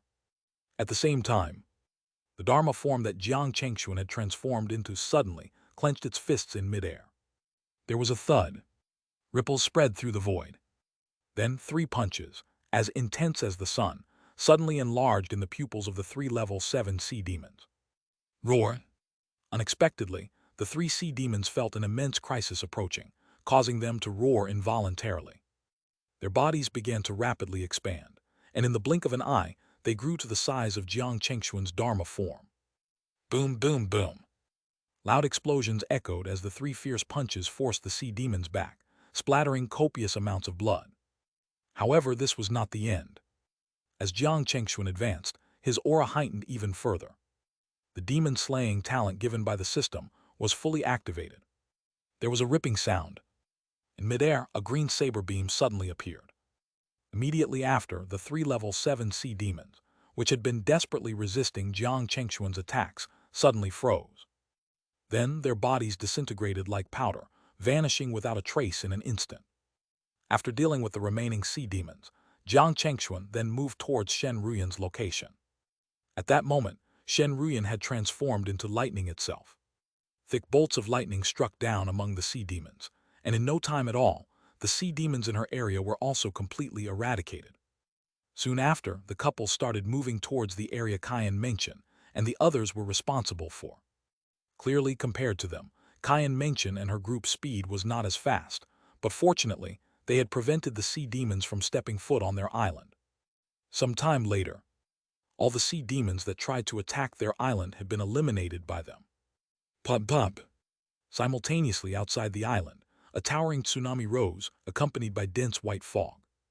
This fog had the effect of obscuring divine senses, making it impossible for even Jiang Chengxuan and Shen Ruyan to see through the fog. This is. Both Jiang Chengxuan and Shen Ruyan frowned at this phenomenon. At this moment, Qian Menchen said, "This is probably the second trial coming our way." The second trial. A chill ran down Jiang Chengxuan and Shen Ruyan's spines. They instinctively felt that this second trial wouldn't be as easy as the previous one. In fact, the previous trial wasn't easy by any means. It appeared so only because Jiang Chengxuan and Shen Ruyan were the ones facing it. Anyone else might not have passed as quickly. As they were pondering this, a message suddenly appeared in the minds of Jiang Chengxuan, Shen Ruyan, Qian Menchen, and the others. All individuals must navigate their island, the central island of this sea region, within 3 days. This was the second trial presented to them. Upon receiving this message, the expressions of Qian Menchen and the others turned solemn. They all understood how difficult it would be to navigate to the specified location without clear visibility ahead, not to mention the numerous unpredictable dangers that might lie in wait. Once they encountered it, not only would it delay them, but everyone present would probably be at risk of being wiped out. Fellow cultivator Zhang Ferishen, how do you view this situation? At this moment, Qian Menchen looked at the couple and asked. Jiang Chengxuan and Shen Ruyan exchanged glances. Jiang Chengxuan then said, "We plan to continue. Fairy Menchen, what about you? Do you wish to exit here?" At this point, Jiang Chengxuan was aware that in the immortal peak cave abode, one could choose to exit midway after successfully passing a trial. Of course. Of course, this was under the condition that the next trial had not officially started yet. Currently, since they had not yet navigated their island toward the so-called Central Island, the second trial could not be considered to have officially commenced. Hearing Jiang Chengxuan's question, Qian Menchen immediately said with certainty, "We also choose to continue, hoping that we can assist each other just like before." Good. Jiang Chengxuan and Shen Ruyan were not surprised by Qian Menchen's decision. Shen Ruyan then said, "Since you've chosen to continue, Miss Menchen, let's start moving our island forward. After all, staying in the same place won't help us find any useful information, right?" "Indeed, let's do as Fairy Shen suggests," Qian Menchen said with a smile, nodding her head. Soon, Jiang Chengxuan and the others, following the instructions from the message, began to channel their dharmic power into the island beneath their feet. Boom! Instantly, the entire island trembled slightly. The next moment, they could clearly feel their island beginning to move in a certain direction. "What's most important now is to determine our direction," Jiang Chengxuan spoke again. "Only by identifying the correct direction can we avoid wasting too much time in what's to come." "Then I wonder if fellow Taoist Jiang has any way to determine the exact direction?" asked a square-faced middle-aged man standing next to Qian Menchen. Hearing his question, Jiang Chengxuan shook his head. "There's no method for the time being. However, since we are instructed to head towards the Central Island, there will surely be corresponding hints or clues along the way." Rumble! Suddenly, the island they were on vibrated intensely. Immediately after, dense bolts of lightning began to appear above their heads. "And this is—" The pupils of Qian Menchen and the others involuntarily narrowed. The square-faced middle-aged man said, "Have we entered a lightning zone?" Crack. Right after his words, streaks of red and white lightning began to strike towards them. Instantly, every person present swiftly deployed their defensive treasures. Fortunately, the power of the lightning wasn't too overwhelming. For the time being, it posed no substantial threat to them. However, as time went on, Jiang Chengxuan and the others gradually realized something was wrong. They began to notice that the power of the lightning falling from the sky was rapidly increasing. Continuing at this rate, it wouldn't be long before some of them would be unable to withstand it. They needed to find a way to leave this area quickly. Jiang Chengxuan turned his head to look at Shen Ruyan, who understood her husband's intent. After a brief thought, she took out a silver-white stone from her possession. As soon as the silver-white stone was revealed, the lightning that had been furiously bombarding them seemed to be drawn to it, converging towards the stone in Shen Ruyan's hand. "Is that a lightning attraction stone?" Qian Menchen's eyes flashed with surprise. She knew that a lightning attraction stone was a treasure capable of drawing in lightning. No matter how much lightning there was, it would be attracted to the stone. Therefore, this stone also served as an unusual means of diverting heavenly tribulations, especially useful during thunder-based heavenly tribulations faced by cultivators. Of course, the stone's ability to attract lightning was not limitless. Once the density and intensity of the lightning surpassed the stone's threshold, it would shatter. However, the quality of the lightning attraction stone Shen Ruyan had taken out seemed very high, unlikely to face any problems in the short term. Squeak, squeak. At this moment, the lightning attraction stone in Shen Ruyan's hand turned red and white, with countless sparks jumping on it, emitting a somewhat intimidating aura. Clearly, the intensity of the lightning now exceeded the normal scope of the Dharma form stage. If Qian Menchen and the others didn't possess any special treasures, they would likely struggle to resist. Fortunately, as Jiang Chengxuan and the others continued to defend against the lightning, they hadn't forgotten to navigate their island to shift direction. As they gradually shifted the direction of their island, the number of lightning bolts appearing in their field of vision noticeably decreased, signaling that they were moving away from the lightning-filled region. A moment later, the lightning attracted to the lightning attraction stone had completely vanished. "It seems we have completely left that area," Qian Menchen sighed in relief. She suddenly looked at everyone present and said, "Do you think this calm and stable state we're now in could be the correct direction towards the Central Island?" What do you mean?" "Exactly. Whenever we encounter various difficulties or obstacles, it could be indicating that we're heading in the wrong direction." Qian Menchen nodded affirmatively. only when our island is in this current state of calm and smooth progress. Could it be the correct path towards the central island? Xian mentioned speculation was bold, but also plausible. After all, their divine senses couldn't penetrate beyond 10 miles around them, and the message they received didn't provide any specific hints, not even a map. Thus, to determine if they were heading in the correct direction, Xian mentions guess seemed quite likely. Regardless, let's proceed with this line of thought for now. After all, we don't have a better method to confirm whether we're going in the right direction. Shen Ruyan nodded slightly towards Xian Mengchen, showing her agreement with the speculation. Jiang Chengxuan and the others present temporarily had no objections. Just like that, Jiang Chengxuan and the others continued forward. About 3 hours later, they suddenly felt the temperature on their island drop sharply. The ground of the entire island began to spontaneously form a thick layer of ice. Heart of plants. I cracked. Furthermore, after a short while, the ice that had formed transformed into ice figures about the height of a person. They emanated an extreme coldness, seemingly capable of freezing even the divine powers of those at the Dharma form stage. Jiang Chengxuan, Shen Ruyan, and Xian Mengchen were all shocked. They did not expect this mere iceman to have such strength. Jiang Chengxuan looked at Xian Mengchen, the square-faced man, and the others. Fairy Mengchen and Taoist Donghai, we will take care of these ice figures. As for navigating the island, we'll have to trouble you and the others. Hearing Jiang Chengxuan's words, both Xian Mengchen and Taoist Donghai nodded in agreement. Please be assured, fellow Taoist Jiang, leave the navigation of the island to us, Xian Mengchen responded. With Xian Mengchen's assurance, Jiang Chengxuan and Shen Ruyan no longer hesitated. Behind the two of them, their respective Dharma forms immediately appeared. There was a loud bang. The ice men that condensed on the island seemed to have encountered some extremely terrifying attack. In just a moment, all the ice figures shattered. However, quickly, the shattered ice figures reformed, and their strength seemed even stronger than before. Seeing this situation, Xian Mengchen immediately seemed to realize something.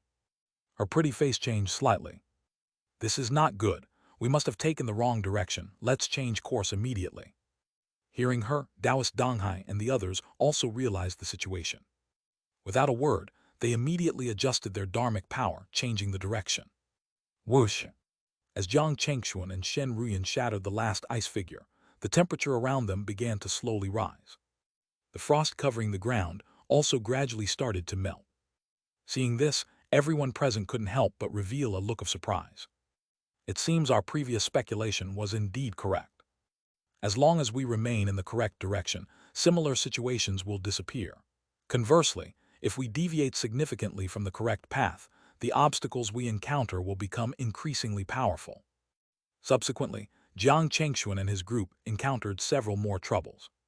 Once they faced a sea of fire, and another time, a sky full of destructive yellow sand that could disperse a cultivator's primordial spirit and body. Similar to the earlier ice figures, resembling enemies also appeared on their island during these trials. Fortunately, with Jiang Chengxuan and Shen Ruyan's sufficient strength, along with Xian Mengchen and the others' quick responses, no real danger ensued. 2 days later, as they progressed through the sea, Jiang Chengxuan and the others suddenly noticed the fog in front of them thinning. Vaguely, they seemed to see a gigantic island comparable to a continent, dotted with various immortal herbs and spiritual flowers. The rich essence of primordial spiritual qi felt almost tangible, invigorating Jiang Chengxuan, Shen Ruyan, Xian Mengchen, and the others. Could that be our destination, the central island up ahead? Taoist Xian Donghai couldn't help but speak up.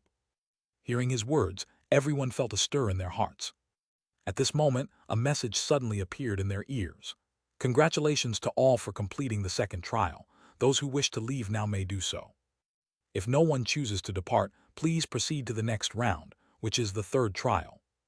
After this message, Jiang Chengxuan, Shen Ruyan, Xian Mengchen, and the others exchanged glances. Clearly, none of them intended to leave just yet. At that moment, they suddenly felt something appear in their hands. Looking down, they each found a vibrant, clover-like object. This item exuded a fresh, natural feeling, and seemed to contain an extremely rich essence of plant life. Just as Jiang Chengxuan and the others were puzzled, a piece of information appeared in their minds again. This item is known as the Heart of Plants, a top-tier treasure of the wood element. Your third trial involves collecting these hearts of plants. Each person must collect 10 hearts of plants to proceed to the next round of trials. Upon hearing the message about the trial, the eyes of Jiang Chengxuan and the others sharpened slightly. Collect the hearts of plants. Were they expected to go to the central island and collect these hearts of plants? Jiang Chengxuan and his companions exchanged glances once more, each seeing a serious expression in the other's eyes. If the third trial indeed required them to enter the central island to collect the hearts of plants, the potential dangers could far exceed those of the previous two trials. No one could guarantee what level of danger lay hidden within the central island. Most importantly, by this time, individuals from various regions must be converging on the central island. Once everyone entered the central island, encounters were inevitable. Not to mention other factors, just the competition for the hearts of plants alone could lead to conflicts. Jiang Chengxuan and his group felt this was bound to happen. After all, the message did not specify that participants could not contest each other for the hearts of plants. It seems we all need to be careful moving forward, Jiang Chengxuan said, looking towards Qian Mengchen and the others. Let's enter the central island together first and assess the situation. If the hearts of plants prove difficult to find, we may have to consider splitting up temporarily. Qian Mengchen and the others nodded in agreement with Jiang Chengxuan's suggestion.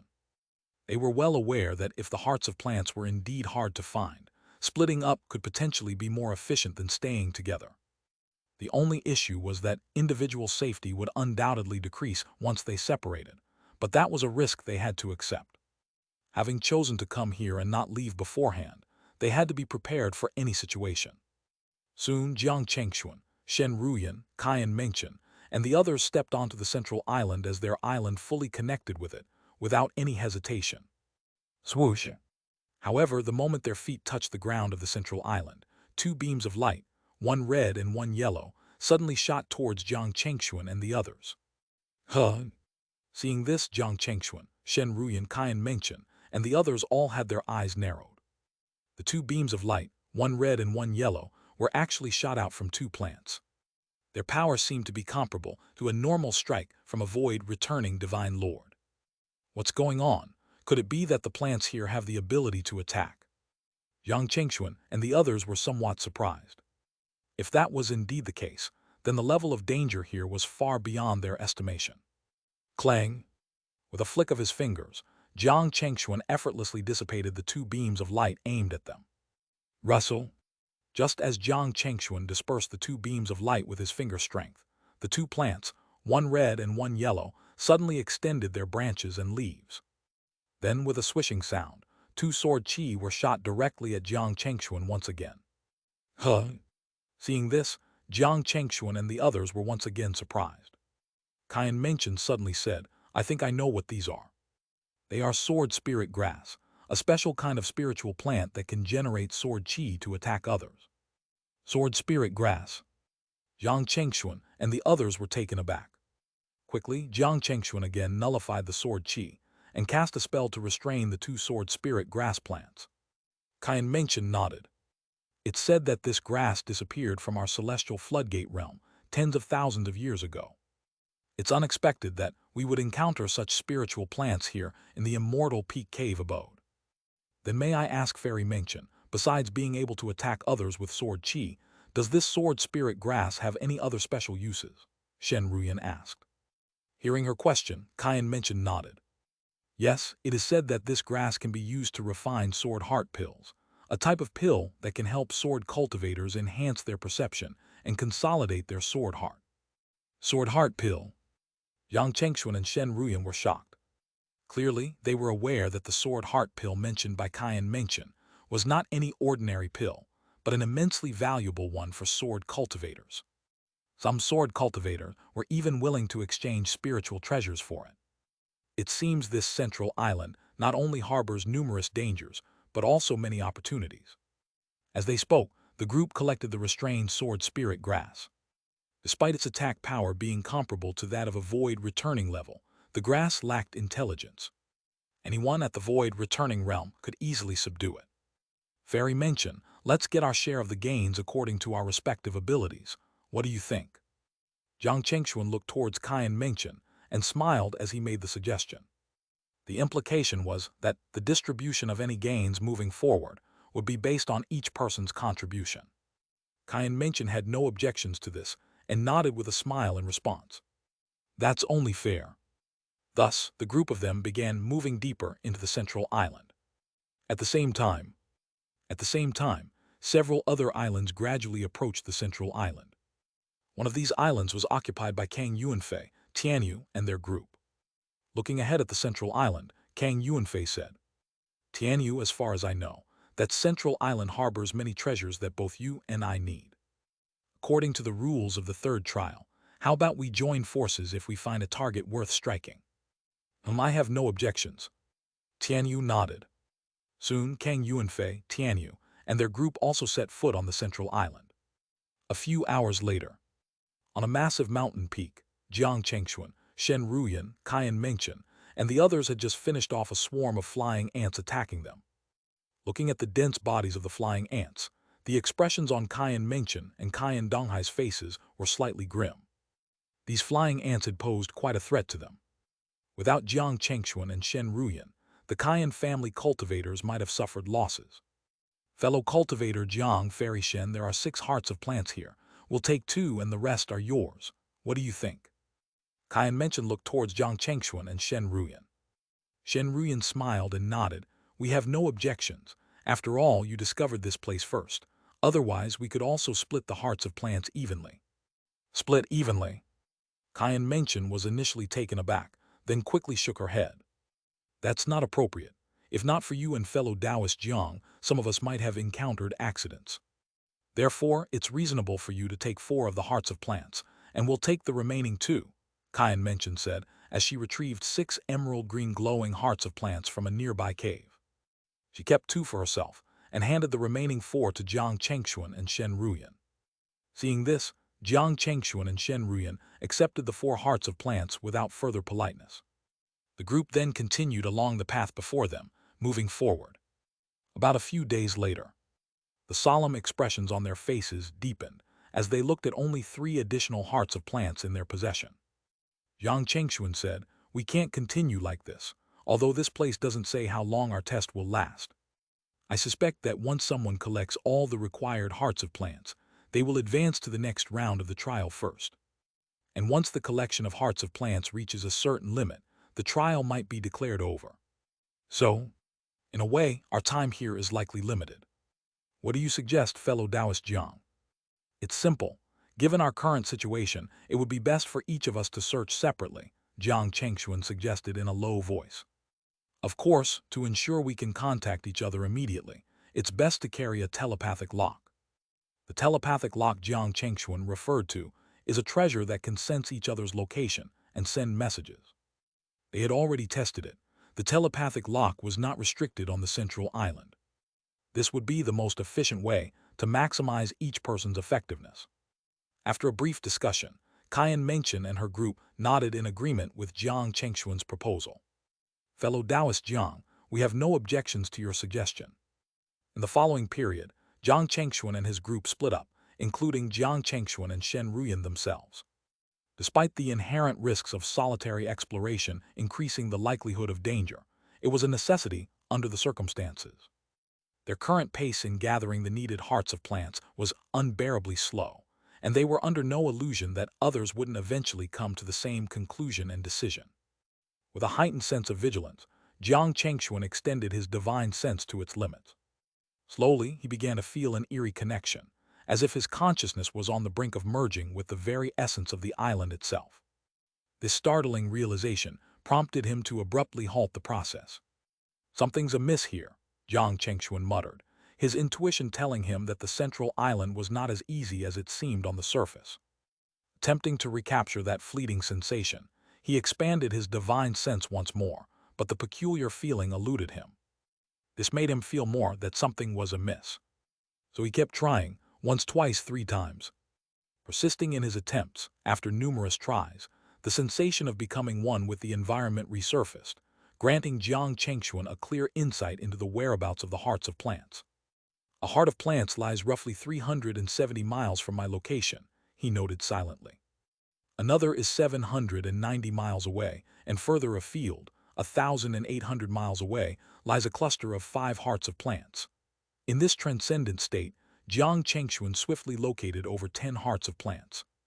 Including those he had previously acquired, he had now gathered enough to meet the trial's requirements. However, when he attempted to withdraw from this heightened state of awareness, he was shocked to find himself trapped, unable to return to normalcy. This made his heart sink. Indeed, this state, along with the central island itself, was truly bizarre. Fortunately, I had taken precautions beforehand. Clang, clang, clang. At that moment, a series of crisp bell sounds suddenly rang in Jiang Chengxuan's ears. These sounds, or perhaps bell chimes, seemed capable of penetrating the primordial spirit, instantly jolting Jiang Chengxuan awake from that strange state. As he fully emerged, he immediately felt a slight fatigue emanating from his primordial spirit, sending a chill through his heart. Without a doubt, this weariness at the primordial spirit level was directly related to the state he had just experienced. He even suspected that if he had remained in that state for too long, he might never have been able to extricate himself from it again. What a strange place. Jiang Chengxuan could not help but look around again. Spiritual light began to flicker in his eyes. Yet despite his observation, he detected no abnormalities. Jiang Chengxuan didn't dare to be negligent. He immediately informed everyone of his discovery through a message. However, his warning came a step too late. As he sent out his message, in a jungle dense with vegetation, a void-returning cultivator named Xianxia was ecstatically gathering hearts of plants. In just a short while, he had collected no less than 30 hearts of plants, filling him with immense excitement. I didn't expect that Xianxia would have such a day. There is actually such a special method on this central island. No wonder we were tasked with finding 10 hearts of plants. No wonder those hearts of plants were so difficult to find. It turned out that we had not grasped the right method. Just you wait, I'll soon give you all a grand surprise, he said to himself, continuing to sense for hearts of plants in other areas. Unbeknownst to him, as time passed, his form began to fade increasingly, as if he were truly merging with the world around him. Much so that he failed to notice the message sent by Jiang Chengxuan. It was only after finding several more hearts of plants that he suddenly realized something was amiss. Wait, why is everything around me so quiet? Why can't I feel any vitality from my own body? What is happening? Suddenly, a primal fear gripped Xianxia. He attempted to escape this current state, but how could he possibly break free by his own strength after being immersed for so long? Gradually, his sense of self became increasingly blurry, his existence fading away. Eventually, he lost all sense of self, dissolving into nothingness, perhaps truly merging with the world around him. Qian Mengchen, Qian Donghai, and the others, who had already received Jiang Chengxuan's message and sensed the danger from it, suddenly looked alarmed as if they had realized something. They each pulled out a jade scroll, and on it, the light representing Xianxia had vanished. This meant that Xianxia had perished on this central island. If Xianxia truly encountered danger, he would have sent us a message. Unless he met someone who could completely overpower him, leaving him no chance to even send a message. But such individuals should be rare on this island. It's more likely, as fellow Taoist Jiang suggested, that it was that state. Xianxia probably fell victim to it, they thought. This realization made Qian Mengchen and Qian Donghai even more cautious, doing their best to avoid entering that state. They had also noticed that the longer and more frequently one entered that state, the harder it became to leave it.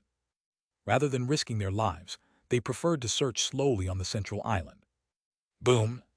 Just then, as Jiang Chengxuan was about to reunite with his partner Shen Ruyan, he suddenly sensed a powerful surge of dharmic power thousands of miles away. Jiang Chengxuan immediately turned around. There, in the midst of the fray, 2 figures were locked in combat. With just a glance, Jiang Chengxuan recognized the combatants, one from the Eldars and the other, a creature native to this island. Indeed, cultivators from other realms had ventured into the immortal peak cave, abode just as they had. Swoosh! Suddenly, the Eldarian cultivator conjured a transparent, small sword at his brow. The island creature, caught off guard, was pierced through the forehead by the ethereal blade. In an instant, the massive body of the island creature froze in place. Jiang Chengxuan could clearly feel that the creature's soul had been extinguished with that single strike. Unexpectedly, the Eldarian cultivator had mastered such a formidable soul-attacking technique. Suddenly, the Eldarian cultivator's gaze shot towards Jiang Chengxuan, with a loud cry erupting from his lips. "Who are you?" The next moment, a fiercely sharp blade-like cleaved towards Jiang Chengxuan. Kai kai kai. The air around them filled with the grating sound of slicing, turning all vegetation and stone within 1,000 miles to dust. It was clear that this strike was not a mere probe. It was aimed with deadly intent at Jiang Chengxuan. A cold light flashed in Jiang Chengxuan's eyes. He raised his hand into a fist. There was a thud. A formidable punch was unleashed by him. Boom! The collision between the fist and the blade light erupted into a thunderous noise that shook the heavens and the earth, sending a massive mushroom cloud spiraling into the sky. What? The Eldarian cultivator's face betrayed a flicker of shock. You can actually block my attack. With a glint of fierceness in his eyes, the next moment, a figure with 4 heads and 8 arms materialized behind him. Each of the 8 arms wielded a different weapon. Sabers, spears, swords, halberds, axes, hooks, and tridents, all launched in a relentless assault towards Jiang Chengxuan. Rumble! In that instant, the air currents between heaven and earth burst apart. An oppressive aura, heavy as Mount Tai, crashed down upon Jiang Chengxuan. Jiang Chengxuan had not anticipated that his mere arrival would coincide with the Eldarian cultivator's clash with the island creature. This ignited a spark of anger within him. He raised his hand and grabbed. There was a buzz. Suddenly, the earth element surged wildly between heaven and earth. Rumble! From all directions, countless boulders and clods of earth swarmed in, sealing the attacks of the 8 weapons in midair in just an instant. It was the earth elemental divine power, sky burial. Whoosh! Without giving the Eldarian cultivator a moment to react, 3 flames, one white, one gold, and one red suddenly blazed in the void. In an instant, they turned into a skyfall of fierce flames, surging towards the Eldarian cultivator. You! A flicker of shock crossed the Eldarian cultivator's face. The 4 heads and 8 arms of his Dharma form shimmered with endless spiritual light. Crack, crack, crack, a series of sounds followed. The sky burial which had sealed his 8 weapons showed signs of breaking. At the same time, a dazzling spiritual light suddenly emerged from the Eldarian cultivator's brow. There was a swish. A transparent small sword, the same move used to slay the island creature, shot towards Jiang Chengxuan's forehead. HMPH. Upon seeing this, Jiang could not help but snort coldly. The cloud piercer transformed into an awl, directly clashing with the transparent small sword. Boom! A boom existing only at the level of the soul suddenly erupted. The transparent small sword was quickly shattered by the awl, turning into countless fragments. The remaining force of the awl then turned back towards the Eldarian cultivator. What? The Eldarian cultivator was taken aback. However, before he could react, tingling, a clear bell sound suddenly resonated within his primordial spirit, causing a momentary daze. And in that brief lapse, the awl formed by Jiang Chengxuan's primordial spirit directly penetrated his forehead. Arg! The Eldarian cultivator let out a scream. Blood flowed from his 7 orifices, and his aura instantly weakened. Boom! At that moment, the divine power of fire, wrathful flames unleashed by Jiang Chengxuan, completely engulfed his body. Kai kai kai! Suddenly, the air was filled with the sound of an object being incinerated. The Dharma form behind the Eldarian cultivator was visibly shrinking at a rate detectable to the naked eye. Stop, stop! At that moment, from within the flames, the voice of the Eldarian cultivator suddenly emerged. I am of the Tianling realm's royal family. You cannot kill me. The Tianling realm's royal family. Jiang Chengxuan scoffed at the claim. So had. As he spoke, a 5-colored brilliance suddenly burst forth from behind Jiang Chengxuan. In a flash, the 5-colored light pierced through the body of the Eldarian cultivator. Already struggling under Jiang Chengxuan's assault, the Eldarian cultivator felt an intense weariness in both spirit and body, to the point where the circulation of his dharmic power became sluggish. This slight delay made it impossible for him to fend off Jiang Chengxuan's attack any longer. From the inside out, he was engulfed by infinite flames. His 4 heads and 8 arms divine form collapsed in an instant, scattering into light particles that vanished along with his entire being from this world. At the same time, on other parts of the central island, sudden surges of angry auras rose. Who dares to slay a member of my royal family? In an instant, the owners of these auras began converging towards each other. At the same time, after slaying the Eldarian cultivator, Jiang Chengxuan collected his storage ring. He then moved towards the corpse of the island creature. From it, he took a bracelet that shone with a jade-like luster. Is this a tribulation-averting treasure? Jiang Chengxuan's pupils narrowed slightly. He had not expected to find a tribulation-averting treasure on the body of the island creature. No wonder the Eldarian cultivator had been so desperate to slay this island creature. It was because he had discovered this item on it.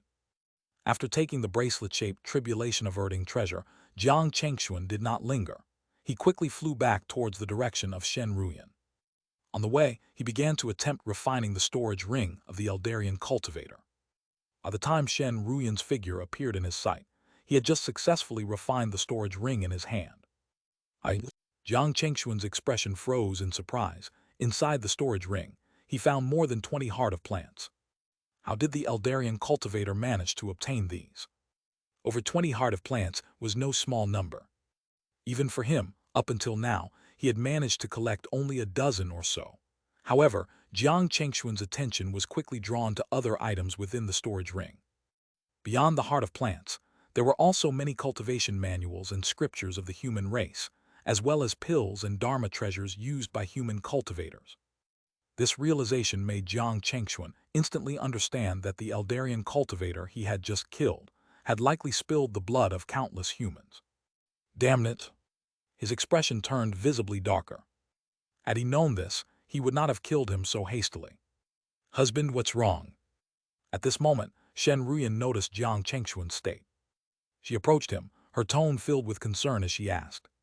Hearing her question, Jiang Chengxuan did not conceal anything and shared the events he had encountered with Shen Ruyan. After listening, Shen Ruyan took the storage ring and examined it carefully. Then she couldn't help but express her surprise. Husband, what is this? As she spoke, a yellow fruit appeared in her hand. The yellow fruit emitted a faint fragrance. Just by smelling it, Jiang Chengxuan and Shen Ruyan felt their primordial spirits subtly strengthen. Both of their expressions changed slightly. Such a potent effect on the primordial spirit. Could this fruit possibly be the legendary heavenly spirit holy fruit? The heavenly spirit holy fruit is a unique treasure of the Tianling realm, known for its miraculous effects on the primordial spirit, almost like a rebirth. A single fruit can elevate a cultivator's primordial spirit by one whole realm, making it an extremely rare and valuable treasure. Moreover, this fruit can only be found in the sacred lands of the Tianling realm. Ordinary spirit clan cultivators have no access to it, and only core members of the royal family might have the chance to obtain it. It seems the Eldarian cultivator I killed might indeed have had quite the background. Jiang Chengxuan then turned to Shen Ruyan with a smile, saying, Wife, since you found this fruit, it should be yours to consume. You know, my primordial spirit is nurtured by a special treasure and is constantly growing stronger. To me, its effect might not be as significant. Shen Ruyan rolled her eyes at Jiang Chengxuan, retorting, Husband, do you really think I'm a child? How could such a sacred item be of no use to you? Here's what we'll do. In my Thunderclap Valley, we have a pill recipe that uses the heavenly spirit holy fruit as the main ingredient. It's called the Heavenly Essence Pill, which greatly strengthens the primordial spirit and enhances the Dharma form. I'll find a senior in the valley skilled in pill refinement to see if he can help refine it. If all goes well, this Heavenly Spirit holy fruit should yield more than 3 Heavenly Essence pills. After setting aside a pill as a reward for the senior's pill refining services, we can split the rest between us. Jiang Chengxuan naturally had no objections to his Dao companion's proposal. They then went through the Eldarian cultivator's storage ring once more, but didn't find anything else of significant value. By the way, Ruyan. At that moment, Jiang Chengxuan seemed to remember something and turned to Shen Ruyan. How many heart of plants have you found here in total? Shen Ruyan smiled slightly, then extended her hand, which was as white as jade. On it 6 heart of plants were neatly laid out. After receiving your message, I didn't try to merge my divine sense with the world again. So the harvest hasn't been that great. Jiang Chengxuan nodded, then shared some of the extra heart of plants he had collected with Shen Ruyan. Now between us, we have nearly 20 extra heart of plants. I wonder how Fairy Minchin and the others are doing. Perhaps, if possible, we should sell these extra heart of plants to them. On this point, both Jiang Chengxuan and Shen Ruyan were quite clear-headed. Although they were in a cooperative relationship at the moment, cooperation did not mean they were obliged to give away the heart of plants they had obtained without expecting something in return. They needed to receive appropriate compensation for the heart of plants. Soon after, Jiang Chengxuan sent a message to Qian Mengchen and Qian Donghai. They responded quickly, indicating that they indeed were short of 20 heart of plants. If Jiang Chengxuan was willing to transfer his heart of plants to them, they were willing to purchase them at twice the market rate. Some time later, Jiang Chengxuan, Shen Ruyan, Qian Mengchen, Qian Donghai, and another cultivator from the Qian family named Qian Wenchen regrouped. After they had pooled together the required heart of plants, a message appeared before them once again. Congratulations to all of you for passing the third test. Do you wish to leave now, or would you like to continue to the fourth test? Upon hearing this prompt, Qian Mengchen, Qian Donghai, and Qian Wenchen all turned their gazes towards Jiang Chengxuan and Shen Ruyan. Fellow Taoist Jiang, Fairy Shen, what do you think? Jiang Chengxuan and Shen Ruyan exchanged glances. Jiang Chengxuan smiled and said, "We plan to continue. I wonder if you three would like to leave now or continue as well." After exchanging glances, Qian Mengchen quickly said, "Fellow Taoist Jiang, Fairy Shen, we also wish to continue with you. Since we've come this far, there's no reason to quit now. Moreover, from what I understand, generally at this stage, even if there are more tests, there probably won't be many left." "Is that so?" Jiang Chengxuan and Shen Ruyan felt encouraged by this. Quickly, the group of 5 chose to continue. As soon as they all opted to continue, another message appeared before them. "The fourth test begins now. Be advised, this test is also the final test of this immortal peak cave abode." Along with the message, an image appeared before them. It showed a massive mountain, towering into the clouds. AU participants must reach the foot of this mountain within 1 hour, and then choose a path to ascend. The first to reach the summit will be deemed to have passed the test. Failure to do so will result in failing this test. Upon hearing this, Jiang Chengxuan, Shen Ruyan, Qian Mengchen, and the others couldn't help but look solemn. From the content of the test alone, the process seemed straightforward. However, it was this simplicity that revealed the underlying ruthlessness of the challenge. Setting aside what they might encounter on their way to the mountain, just the process of climbing it could prove to be exceedingly dangerous. Moreover, the test details did not specify whether they would encounter other teams during the ascent. If they did, would driving those teams away, or even eliminating them, reduce competition and potentially secure a victory in advance? If these thoughts occurred to Jiang Chengxuan and his team, other participants and teams would likely consider them too. "It seems we need to hurry." Jiang Chengxuan turned to Qian Mengchen and the others with this remark. They nodded in agreement. "Let's not delay any further and set off right now." "All right." As they spoke, Jiang Chengxuan and his group started moving towards the giant mountain's location. At the same time, in several other places, various groups were also making their way toward the mountain. This included Kang Yuanfei, Tianyu, and others. "Tianyu, I've heard that during the trials within the immortal peak cave abode, it's possible to join another team midway through or merge with one. This is a hidden rule, known to only a handful." "Huh?" Tianyu and his companions, who were earnestly making their way, were taken aback by Kang Yuanfei's words. Truthfully, they weren't very familiar with this piece of information. However, Kang Yuanfei's timing in revealing this made them wonder about his intentions. Don't misunderstand, Tianyu. I was just thinking, if we could choose another team to merge with during this process, it would undoubtedly greatly increase our chances of passing this test." Kang Yuanfei wore a smile on his face.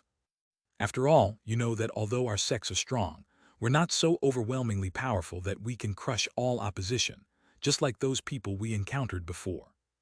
As Kang Yuanfei suddenly brought up Jiang Chengxuan and Shen Ruyan, Tianyu's expression also grew more serious. Indeed, Kang Yuanfei's words weren't wrong. If they encountered Jiang Chengxuan and his group during the trial, they indeed didn't have absolute confidence in defeating them. Most importantly, since the beginning, the two sides weren't together, meaning they were not on the same team and would inevitably be competitors if they met later on. Of course, Tianyu wasn't naive. Hearing Kang Yuanfei's proposal, he immediately had his suspicions. Fellow Taoist Kang, are you implying you've already made covert arrangements with someone? He indeed, nothing gets past fellow Taoist Tianyu. Kang Yuanfei didn't hide anything and responded with a smile, nodding. To be frank, not long ago, cultivators from the Tianying realm contacted me expressing their willingness to ally with us, even placing us in the lead.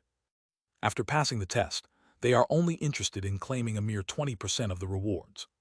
Such a favorable deal. Tianyu's eyes narrowed immediately. Do they have any special requests? Clearly, Tianyu wasn't naive either. The offer to ally and even let them lead, with only a 20% claim on the rewards after passing the test, was overly generous and far from normal circumstances. You're right, Kang Yuanfei confirmed with a smile. They do have one particular request. If we encounter Jiang Chengxuan and his group during the ascent, we are to cooperate with them to encircle and eliminate Jiang and his allies. Encircle and eliminate them.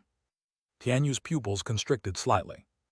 You're asking us to collaborate with outsiders to attack our own human cultivators. At this moment, Tianyu frowned slightly. Why would those Eldarian cultivators want us to join them in attacking Jiang Chengxuan and his group?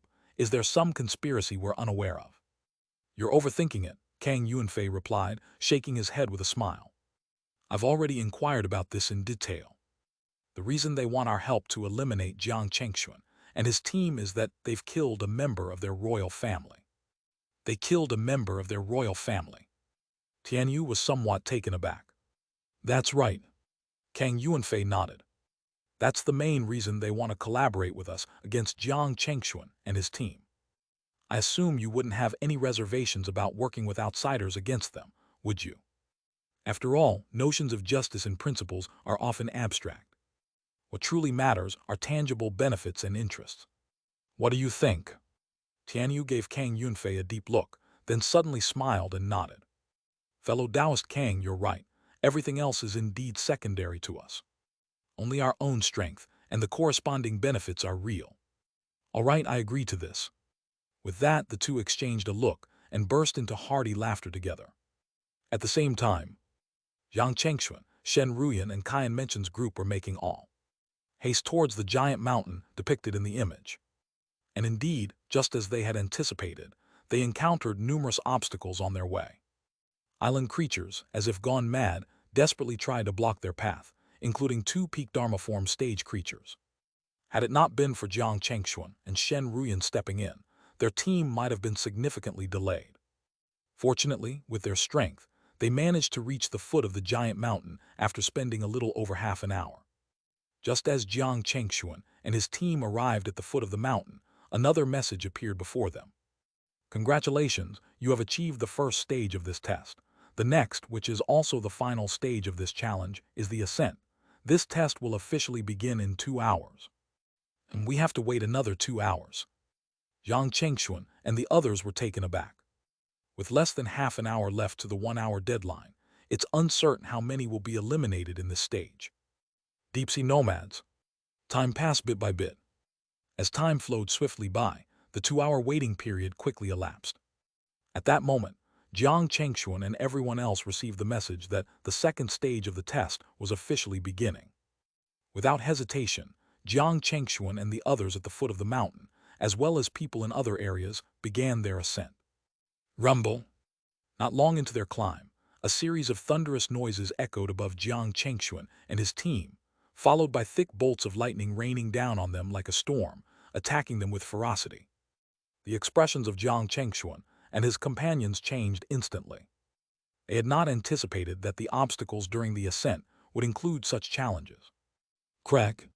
In just a short moment, the defensive talismanic shields conjured by Kaiyan Mention and the others began to show cracks, indicating the formidable power of the lightning, which had reached the peak of the Dharma form stage. Shen Ruyan remarked, "Right now, what we need to do is to quickly move out of this area, rather than staying here to fend off the lightning." Buzz. As she spoke, a jade pendant around her neck emitted a ring of light, instantly blocking all the incoming lightning from reaching them. "Let's go," Shen Ruyan urged once more.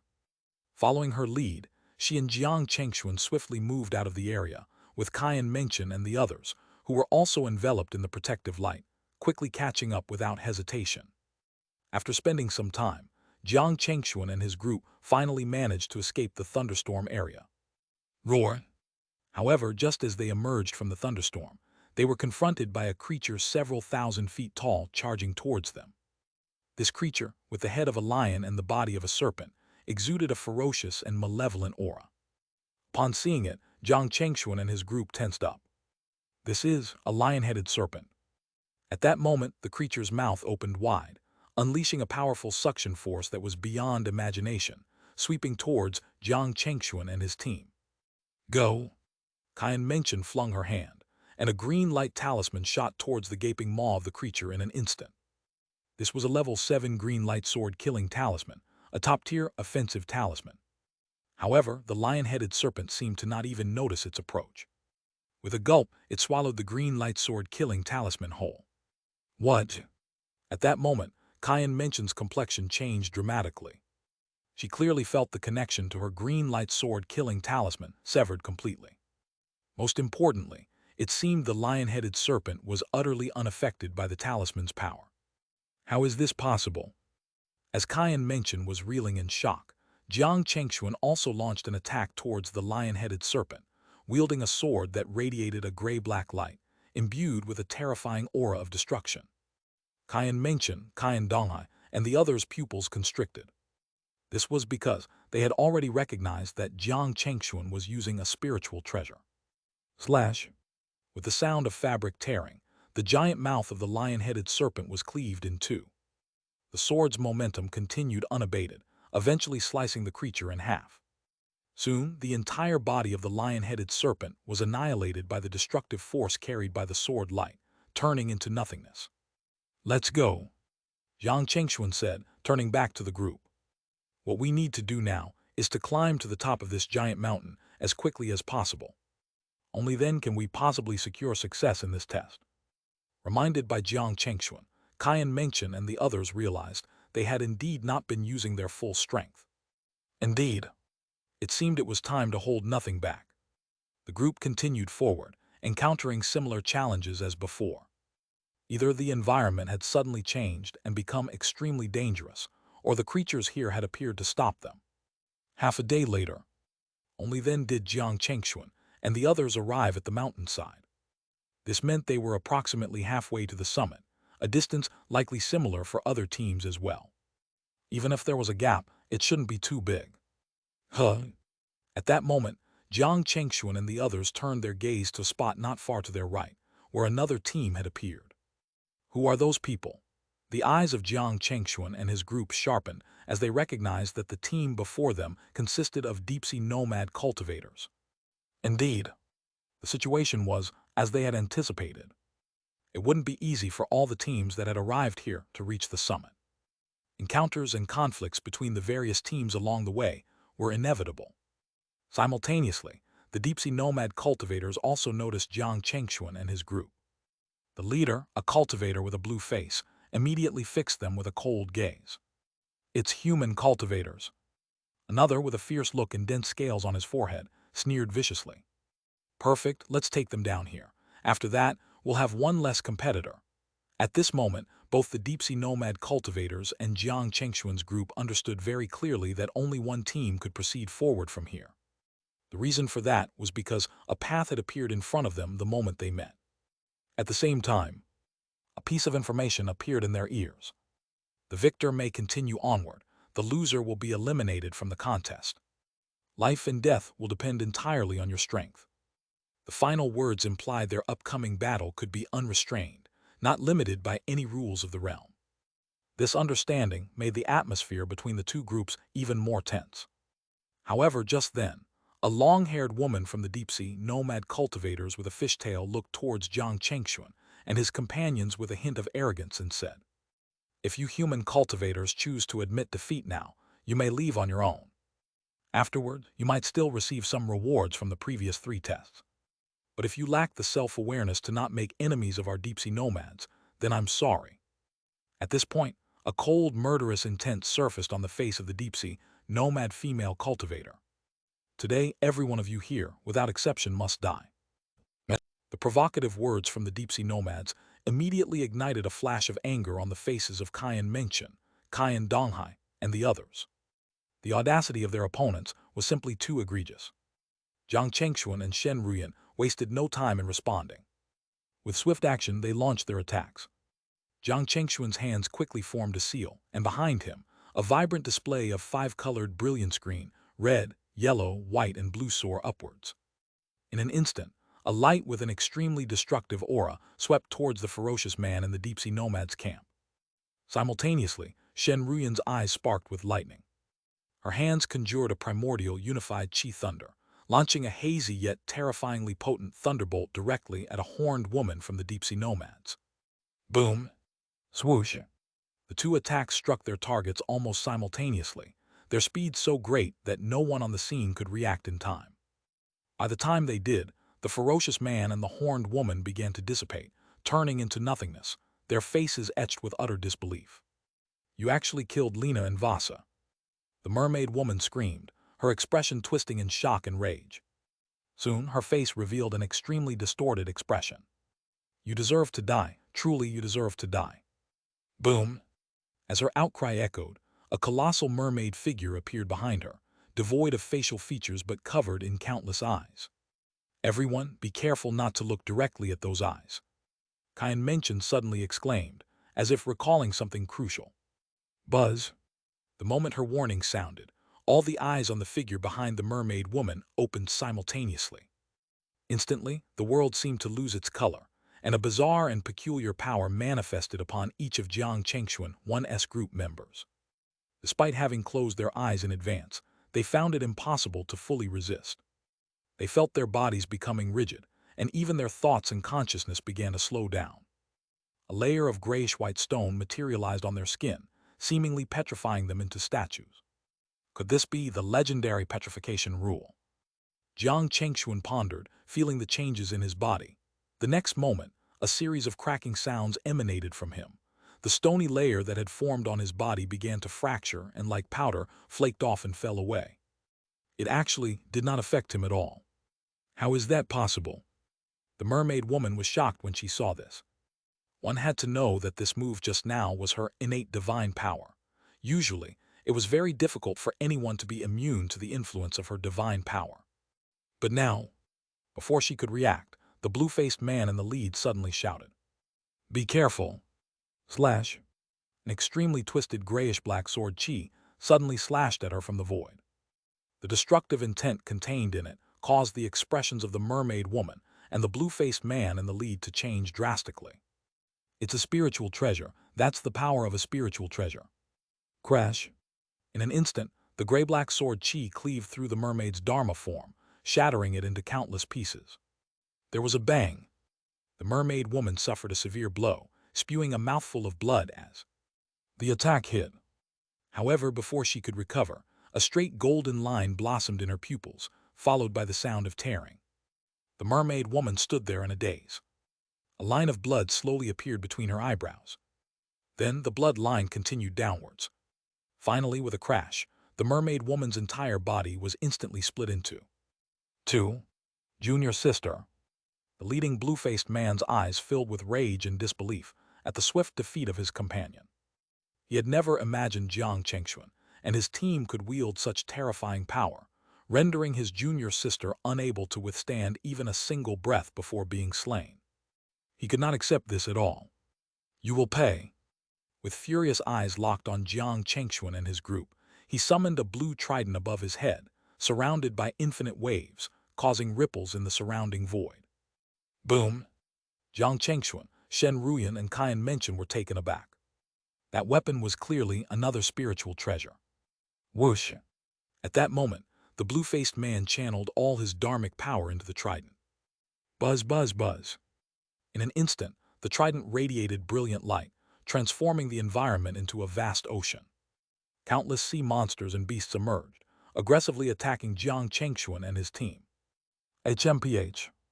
With a light snort from Shen Ruyan, the jade pendant in front of her suddenly burst into a circle of blue light, within which surged blue lightning. Crackle!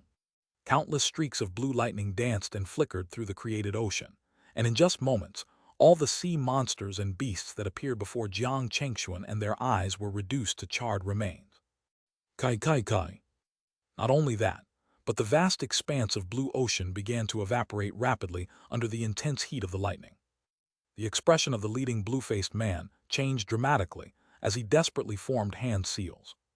The void around them twisted with ripples, and the trident lashed out towards Jiang Chengxuan and Shen Ruyan. Break! Shen Ruyan, holding onto her jade pendant, caused a giant blue light circle to burst forth from it. Rumble! The void exploded with a loud noise as countless trident points collided with the lightning in midair, turning into flames, smoke, and a massive mushroom cloud. Puff! At the same time, a sword beam imbued with the essence of destruction broke through the layers of trident light, striking directly at the trident's core. Rumble! At the same time, the jade pendant on Shen Ruyan glowed with green light again. With a crack, the ocean surrounding them vanished without a trace, dispelling the illusion and revealing the true battlefield once more. Arg! A gush of fresh blood erupted from the mouth of the leader with the blue face. His eyes widened in shock. He looked at Jiang Chengxuan and Shen Ruyan with disbelief, unable to accept what was unfolding before him. Mid-grade spiritual treasure. You actually possess a mid-grade spiritual treasure. Swoosh! Without any unnecessary words, radiant beams of light suddenly erupted around Jiang Chengxuan. His terrifying punches, like a downpour, continuously bombarded the body of the blue-faced leader. A series of explosive sounds echoed. The defensive treasure in front of the blue-faced leader managed to hold up only for a moment before it exploded with a thunderous boom. The remaining fist imprints instantly landed on his body. Accompanied by a scream, the blue-faced leader was instantly reduced to a mist of blood. Crackle! At the same time, a bolt of lightning struck the blood mist, obliterating all remaining consciousness within it. Whoosh! In the moment the blue-faced leader fell, the remaining deep-sea nomad cultivators immediately turned to flee. Unfortunately, Xianxia Audiobook and her companions had already anticipated their move, blocking the only escape route. You should stay. As their words fell, towering and majestic Dharma forms appeared behind Xianxia and her companions. Just like that, after a brief moment, all the deep-sea nomad cultivators present were dealt with by Jiang Chengxuan and his team. Collecting the items left behind by their foes, Jiang Chengxuan and his companions continued forward. Simultaneously, at several other locations on the mountainside, battles erupted. Clearly, what Jiang Chengxuan and his team encountered was not an isolated incident. Every group that reached this point had to face a challenge. However, compared to others, the battle on Jiang Chengxuan's side was significantly shorter. And as expected, the journey ahead proved to be even more challenging than the path they had previously traversed. The number of beings obstructing their path also increased. Swoosh! As Jiang Chengxuan and his team turned around a steep slope, a fierce blade light suddenly streaked towards them from the front. The blade light was ferocious, clearly carrying an intense killing intent. Jiang Chengxuan and the others narrowed their eyes. In an instant, a five-element aureole condensed above Jiang Chengxuan's head. There was a clang. The blade light struck the five-element aureole, but failed to stir even the slightest ripple. However, it allowed Jiang Chengxuan and his companions to get a clear view of their attacker. It was a puppet at the pinnacle of the Dharma form stage. The battle commenced swiftly. To the surprise of Jiang Chengxuan and his team, the puppet, although its attacks were nothing special, possessed a terrifyingly high defense. Even when it was slashed in half or cleaved into two, it could regenerate itself. It was truly as resilient as a cockroach. Husband, the purpose of this puppet here is probably not to kill us but to delay our time, Shen Ruyan suddenly spoke up, reminding everyone. Hearing her words, everyone including Jiang Chengxuan found them very reasonable. In response, Jiang Chengxuan formed a hand seal. Instantly, 3 flames ignited in the void, manifesting another of Jiang Chengxuan's divine power, the trigram divine fire. Since it aims to delay us, let's see how long it can actually hold us back. Boom! As he finished speaking, Jiang Chengxuan's trigram divine fire transformed into a beam of flaming light that directly struck the puppet.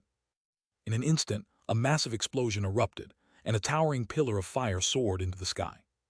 Shen Ruyan, and the others noticed that the puppet was quickly melting within the raging flames. However, soon after, its melted form began to reconstitute under some mysterious power. Seeing this, Jiang Chengxuan's gaze sharpened. The next moment, a trace of green light appeared in the palm of his hand, indicating his use of the wood elemental divine power, withering. I want to see if you can still regenerate under my wood elemental divine power. Crag, crag, crag. Suddenly, the puppet, which was still in the process of self-repair, emitted a series of ear-piercing sounds of breaking under the effect of Jiang Chengxuan's divine power. In no time at all, its body began to melt again. Only this time, after melting, it failed to reform. Seeing this, Jiang Chengxuan and the others hesitated no longer. With a flicker of their figures, they swiftly bypassed the puppet. No more barriers appeared in front of them. We have indeed passed this test. A sense of joy couldn't help but appear on everyone's faces. About a day later, Jiang Chengxuan and his companions were now tantalizingly close to the summit ahead. They could even see the entire panorama of the peak. However, just as they prepared to make a final push to reach the summit, a series of attacks brimming with killing intent suddenly came at them from the side. Who's there? Jiang Chengxuan and the others immediately turned around. They are not far from their side. Kang Yuanfei, Tianyu, and others were gradually revealing themselves. Beside them stood several Eldarian cultivators. Ah, it's you. The expressions of Jiang Chengxuan and his companions hardened. Kang Yuanfei responded with a cold laugh. What, already aiming for the top? Did you not know that to reach the peak, you must first defeat the team here? In other words, only one team is allowed to exist in this place at any time. Unfortunately for you, our two groups have arrived here at the same time. Of course, if you're willing to step aside now, we might consider letting you go.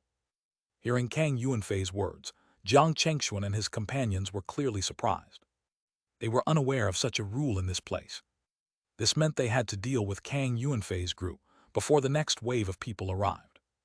Otherwise, if they waited for the next group, they might have to fight again. Why bother talking so much to them, fellow Taoist Kang? Don't forget our agreement, said a man with brown hair among the Eldarian cultivators, turning to Kang Yuanfei and Tianyu. Hearing this, Jiang Chengxuan, Shen Ruyan, Quzhen Mengchen, and the others narrowed their eyes slightly. They looked at Kang Yuanfei and Tianyu with a hint of icy coldness in their tone. You've actually allied with the Eldars. Do you seek to sever ties with the human race? Haha. However, Kang Yuanfei simply laughed coldly. So what if we've allied with the Eldars? Don't try to point a finger at us. You're not qualified to do so. Besides, as long as we kill all of you here today, who will know afterward that we allied with the Eldars? Upon hearing Kang Yuanfei's words, a cold light flashed in the eyes of Jiang Chengxuan and his companions. Without any further hesitation, they exchanged glances and prepared for action. With a gesture from Jiang Chengxuan, a buzz filled the air. The sword of extinction was summoned forth. In an instant, a gray-black light streaked through the void. Kang Yuanfei's expression changed dramatically. Be careful, that's his spiritual treasure. Boom!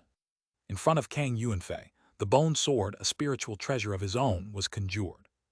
A massive explosion erupted in the air, and the bone sword let out a mournful cry as its light dimmed instantly. Kang Yuanfei's expression turned grave. But before he could react, the sword of extinction wielded by Jiang Chengxuan burst forth with an extremely terrifying brilliance. A dreadful aura, threatening to obliterate everything, instantly swept across the field. And this is... Kang Yuanfei, Tianyu, and the Eldarian cultivators all narrowed their eyes in shock. Buzz, buzz, buzz. The gray-black light on Jiang Chengxuan's sword of extinction grew increasingly intense.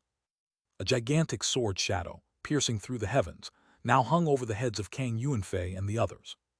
Its might had clearly surpassed that of ordinary spiritual treasures. A great terror rose unbidden in the hearts of Kang Yuanfei and his group. This is a mid-grade spiritual treasure. No, that's not right. This is a mid-grade spiritual treasure on the verge of ascending to a higher grade. Suddenly, an Eldarian cultivator cried out in horror.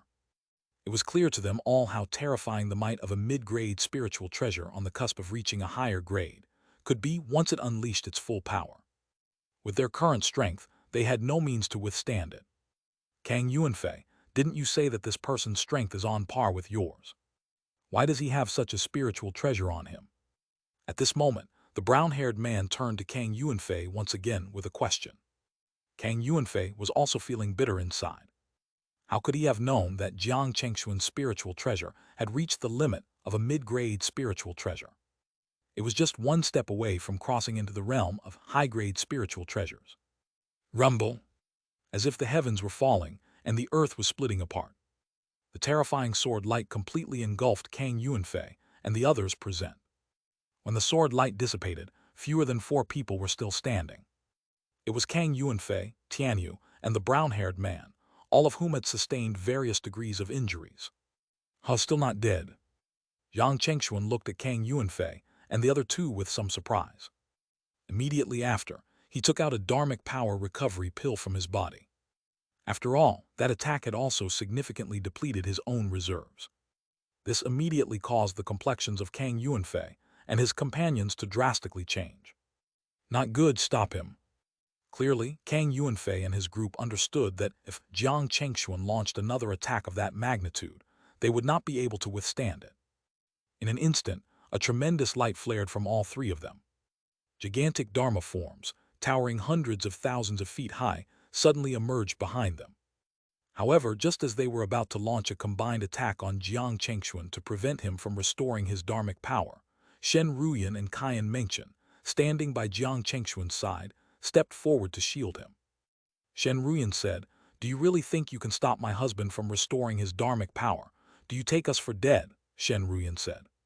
Following her words, Shen Ruyan, Caiyan Mengchen, and the others summoned their own dharma treasures and divine powers. Boom, boom, boom. The void was once again filled with countless explosions. The expressions of Kang Yuanfei and his companions changed once more. It was because the attacks from Shen Ruyan and the others also put a great deal of pressure on them. Especially Shen Ruyan's attacks. She alone almost suppressed Kang Yuanfei and his 2 companions. How can this be? How can their strength be so? Before Kang Yuanfei and his group could comprehend, a sword light, nearly identical to the previous terrifying one, appeared above their heads once again. Damn it! The complexions of Kang Yuanfei and his companions turned ashen. They knew all too well that they could hardly withstand an attack of this level. Their only option might be. Suddenly, a ruthless look flashed in the eyes of Kang Yuanfei and his companions. The next moment, the bone sword on Kang Yuanfei and certain treasures on Tianyu, and the brown-haired man burst forth with an extremely dazzling light. They were actually planning to detonate their spiritual treasures. Rumble! At that moment, a thunderous roar erupted from the contact point in the sky. The sky was filled with endless dazzling flames. Caiyan Mengchen, Caiyan Donghai, and the others subconsciously took a few steps back. Shock was also evident on their faces. The collision's power was terrifyingly immense. Without exaggeration, even a cultivator at the celestial radiance stage, facing this might would likely have to retreat temporarily. Arg! As the dust settled, Kang Yuanfei and his 2 companions all violently coughed up blood. Their auras became extremely feeble in an instant. At this moment, they no longer harbored any thoughts of contesting with Jiang Chengxuan and his team. All they wanted was to leave and quickly escape this perilous situation. However, Jiang Chengxuan, standing in the sky, seemed to have read their intentions. With swift hand seals, before Kang Yuanfei and his group could decide to quit the immortal peak cave abode, he conjured a 5-colored radiance. It was his 5 elements extermination, divine light. There was a swish. Before Kang Yuanfei and the others could fully react, Jiang Chengxuan's 5 elements extermination divine light had already swept across them. In an instant, the expressions on the faces of Kang Yuanfei and his companions froze. They stared blankly ahead, motionless. Only when a breeze blew did their bodies crumble like weathered rocks into dust and disperse. At the same time, Jiang Chengxuan, Shen Ruyan, Caiyan Mengchen, and the others all saw the path ahead. This meant that they could now proceed. With the distance remaining to the peak now quite short, they only needed to maintain their pace to successfully reach the summit first. Without wasting any time, Jiang Chengxuan and his team quickly continued towards the peak. About a moment later, finally, Jiang Chengxuan and his group successfully reached the summit. At the same time, a message suddenly appeared in Jiang Chengxuan and the others' ears. Congratulations on reaching the top of the mountain and completing this test. True essence of rules. Buzz. At the same time, everyone still within the immortal peak cave abode also received this message. This caused their expressions to change immediately. However, before they could react, they felt their bodies enveloped by an irresistible force. In the blink of an eye, these individuals were all transported out of the immortal peak cave abode dwelling. At the same time, Jiang Chengxuan, Shen Ruyan, Kaiyan Mengchen, and the others were also transported by a strange force into a separate space. Finding himself alone without Shen Ruyan, Kaiyan Mengchen, and the others, Jiang Chengxuan instantly understood. This must be the place where they would receive their rewards for passing all the tests. However, since everyone's contributions and efforts were different, the rewards they would each receive also varied. Jiang Chengxuan almost immediately noticed a pool of blue water in front of him, from which steams of vapor rose. Soon, these vapors formed various phenomena in the air above. They represented forests, volcanoes, glaciers, the earth, swords, and stars, and so on and so forth. Initially, Jiang Chengxuan was somewhat unclear about what these phenomena meant. But as time passed and he continued to observe, he gradually realized that these phenomena represented different rules. These were the transformations of the laws of the Tao. This realization immediately electrified him. Could it be that this pool in front of me is the legendary spring of enlightenment? With this thought, Jiang Chengxuan could no longer remain calm. If it truly was the legendary spring of enlightenment, then he had indeed struck a fortune. The spring of enlightenment was said to be a supreme treasure that could enable one to grasp the true essence of a certain rule.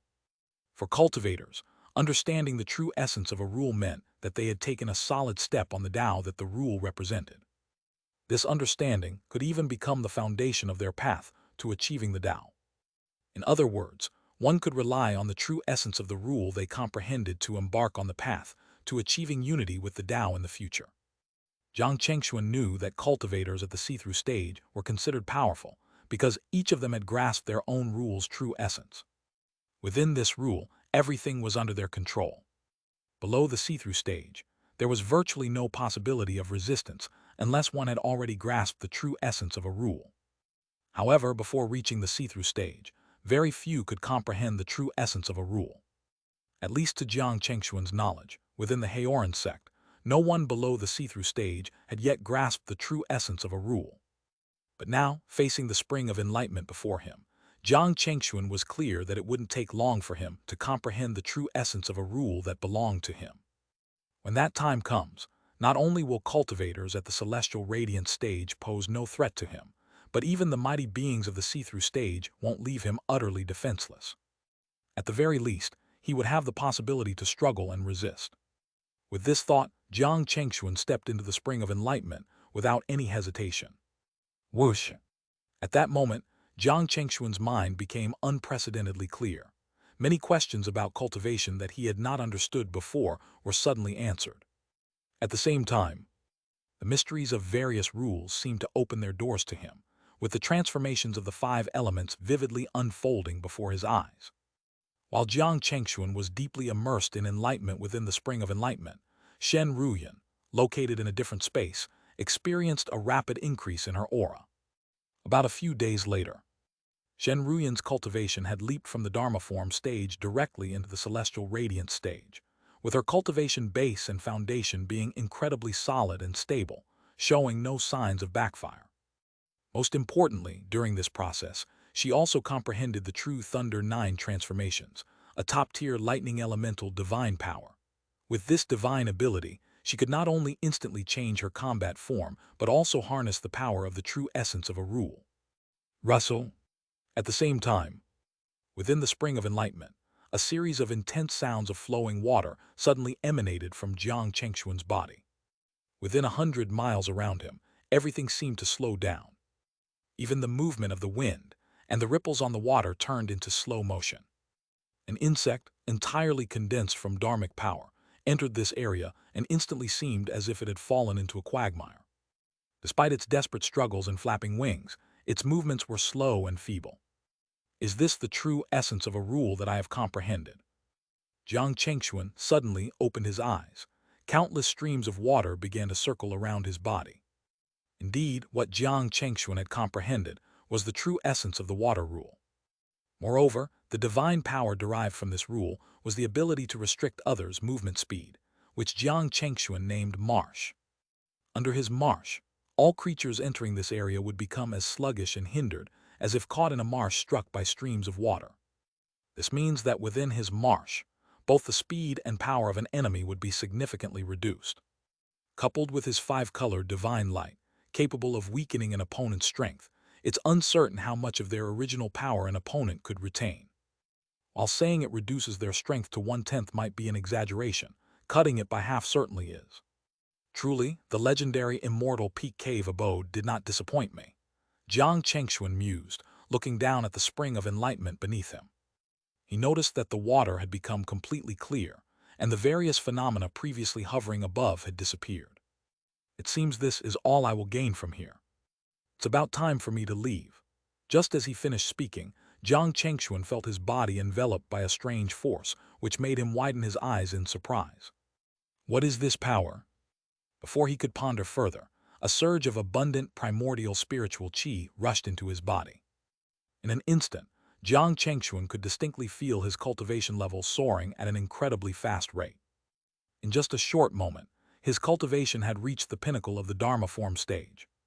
At the same time, his form was finally enveloped by the transporting force. When he looked again, he found himself at the entrance of the immortal peak cave abode, surrounded by Shen Ruyan, Caiyan Mengchen, and others. "Husband, you're out," came Shen Ruyan's surprised voice near him. Turning his head, Jiang Chengxuan immediately showed a hint of surprise in his eyes. "Ruyan, your cultivation." "Okay." Shen Ruyan nodded with a smile. "Fellow Taoist Jiang." At this moment, Caiyan Mengchen, Caiyan Donghai, and the others who were not far away also stepped forward. "This journey to the immortal peak cave abode, we have relied much on the two of you. Here, we would like to express our gratitude. In the future, if the two of you need anything, feel free to contact us. As long as we can do it, we won't refuse." Hearing Caiyan Mengchen and the others' words, Jiang Chengxuan and Shen Ruyan politely exchanged pleasantries. Afterward, both parties did not linger on this mountain. After saying their goodbyes, they each left the mountain. In the following years, the couple visited some other places until more than a decade later when they decided to return to their respective sects. "Husband, I have gained a lot this time. After returning, I may need to enter seclusion for some time," Shen Ruyan said, looking at Jiang Chengxuan. Jiang Chengxuan smiled and nodded. "I feel the same. After returning, I will also likely need to enter seclusion for a while. Let's keep in touch after that." "All right." As they spoke, the two of them had already approached the Thunderclap Valley. Jiang Chengxuan turned to Shen Ruyan and said, "Ruyan, this is where we part ways. If anything comes up after you return, you can contact me immediately." "Okay." Shen Ruyan nodded. Then she stepped forward to give Jiang Chengxuan a gentle hug before flying towards the interior of Thunderclap Valley. Once Shen Ruyan's figure had completely vanished, Jiang Chengxuan left the entrance of Thunderclap Valley and headed back in the direction of the Heoran sect. At the same time, the Ghost Hall and the Sacred Skeleton sect nearly discovered at the same time that Kang Yuanfei, Tianyu, and others had perished. This news enraged the two major demonic sects. They almost immediately targeted those who had entered the immortal peak cave abode, including Jiang Chengxuan, Shen Ruyan, and the members of the Caiyan family. However, whether it was the Heoran sect, Thunderclap Valley, or the Caiyan family, none were entities easily manipulated. Shortly thereafter, all three forces rejected the demands of the two demonic sects to inquire about their elders. Jiang Chengxuan learned about this as soon as he returned to the Heoran sect. His Shifu, Qin Shenwu, gave him a simple message, to not worry about this matter as someone would handle it on his behalf soon. This experience deeply impressed upon Jiang Chengxuan how reassuring it was to have the backing of a powerful sect. Soon after he returned to his own peak, Cloud Mist Peak. After spending some time with his pet elk, Little White, Jiang Chengxuan went back into his own cave abode. This journey had been immensely beneficial for his personal experiences and insights into cultivation. Not to mention the true essence of a rule he had comprehended, just the various treasures he had acquired along the way had significantly increased his wealth. especially the five elements diagram, which he nurtured day and night with his primordial spirit and essence blood, had nearly been completed. According to this rate, it would only take another 100 years before his intrinsic spiritual treasure would come into being. At that time, his strength would undoubtedly increase by another level. However, before that, he could try to advance his cultivation further. Although the last surge of primordial spiritual chi in the immortal peak cave abode had already elevated his cultivation to the peak of the Dharma form stage, transitioning into the celestial radiant stage would require a process, a breakthrough he must achieve on his own. In the blink of an eye, another 100 years passed. On this day, in the quiet chamber of his cave abode dedicated to cultivation, Jiang Chengxuan finally slowly opened his eyes, a smile spreading across his face. A profound aura now enveloped him, and his presence seemed to permeate the surrounding void. Multiple images of Jiang Chengxuan appeared, quickly filling the entire quiet chamber. If someone were present, they would clearly see that none of these images were illusions. They were all actual manifestations of his primordial spirit. This capability is something every cultivator at the celestial radiant stage possesses, the fusion of their primordial spirit with heaven and earth. As long as a single primordial spirit remains, they cannot be completely killed. With the surviving primordial spirit, a cultivator at the celestial radiant stage can fully regenerate, which is a primary reason why cultivators of this realm are often referred to as being in an undying state. Of course, if all manifestations of your primordial spirit integrated into the world are eradicated, death is inevitable, no matter the claims of immortality. Buzz. At that moment, a circle of five-colored brilliance burst forth from Jiang Chengxuan's forehead. Following this, a scroll radiating five-colored radiance, depicting flames, flowing water, towering mountains, forests, and desert mines, slowly revealed itself before Jiang Chengxuan's eyes. Indeed, this was Jiang Chengxuan's intrinsic spiritual treasure, the five elements diagram, which he had nurtured over countless years with his primordial spirit and essence blood. The diagram was now complete, signifying that Jiang Chengxuan truly possessed his own intrinsic spiritual treasure from this point forward. Moreover, this intrinsic spiritual treasure was no ordinary one. It was a fusion of five intrinsic pure yang treasures, further refined with countless precious materials and nurtured over many years to reach completion. As soon as the five elements diagram appeared, a sky-piercing beam of five-colored radiance shot up from the cave abode into the high skies above the mountain peak where he resided.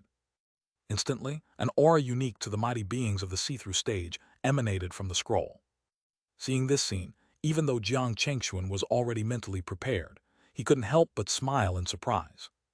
This treasure truly did not disappoint me. Upon its birth, it possesses the power of a supreme-grade spiritual treasure. With it by my side, even if I were to encounter enemies from the see-through stage in the future, I would have the strength to fight. Crystal mine. As he spoke, the five elements diagram suddenly flashed with light.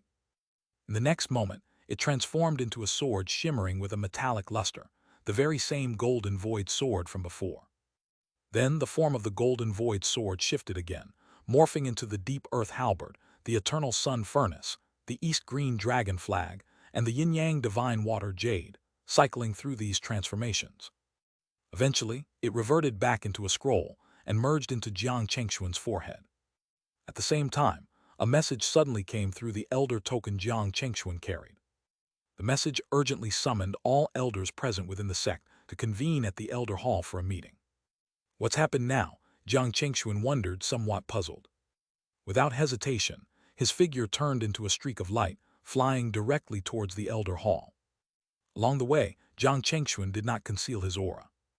Many disciples within the sect, sensing the distinct aura of the celestial radiant stage emanating from him, couldn't help but show a look of awe on their faces. If the Dharma form stage's void-returning cultivators represented the middle to high echelons within the Heoran sect, then the celestial radiant stage's void-returning cultivators stood as the true upper echelon and core strength of the sect. Upon entering the elder hall, some familiar elders from the sect cast surprised looks towards Jiang Chengxuan. Junior brother Jiang, you've broken through to the celestial radiant stage. Wen Tao, who had previously defended Heavenly Edge Immortal City alongside Jiang Chengxuan, approached him with a hint of astonishment. Yes, I encountered some opportunities during my travels outside and was fortunate enough to break through to the celestial radiance stage. Jiang Chengxuan responded with a smile and a nod. Hearing his words, Wen Tao, along with Hong Mei and others who were approaching, all displayed expressions of disbelief. It seemed like it hadn't been that long since Jiang Chengxuan had broken through to the void returning stage, and now he had already advanced to the celestial radiance stage. Buzz. While everyone was still marveling at Jiang Chengxuan's breakthrough, two formidable presences suddenly descended upon the elder hall. They were none other than Yuan Feng and Kai Yan, whom Jiang Chengxuan and others had seen before. Greetings, senior brother Yuan Feng and senior brother Kai Yan. Everyone immediately bowed respectfully. The two elders of the see-through stage, Yuan Feng and Kai Yan, nodded slightly in acknowledgement. Their gazes eventually settled on Jiang Chengxuan, both showing a hint of a smile and nodding towards him. It's surprising that after a few hundred years, junior brother Jiang's cultivation has reached the celestial radiance stage. This is indeed a joyous occasion. From now on, junior brother Jiang, your treatment will be in accordance with that of an elder of the celestial radiance stage. Hearing this, Jiang Chengxuan promptly expressed his gratitude, to which Yuan Feng and Kai Yan both shook their heads with a smile before moving on to the matter at hand. You must all be curious why we have summoned you here, they began, piquing the interest of everyone present, including Jiang Chengxuan, Wen Tao, and Hong Mei. Indeed, at this moment they were a little curious. Why did Yuan Feng and Kai Yan gather all of them here? Yuan Feng and Kai Yan's expressions grew solemn as they revealed the reason for the gathering. We have summoned you all because our Haoran sect has discovered a large heavenly crystal mine on the Sichuan plains. What, a large mine of heavenly crystals?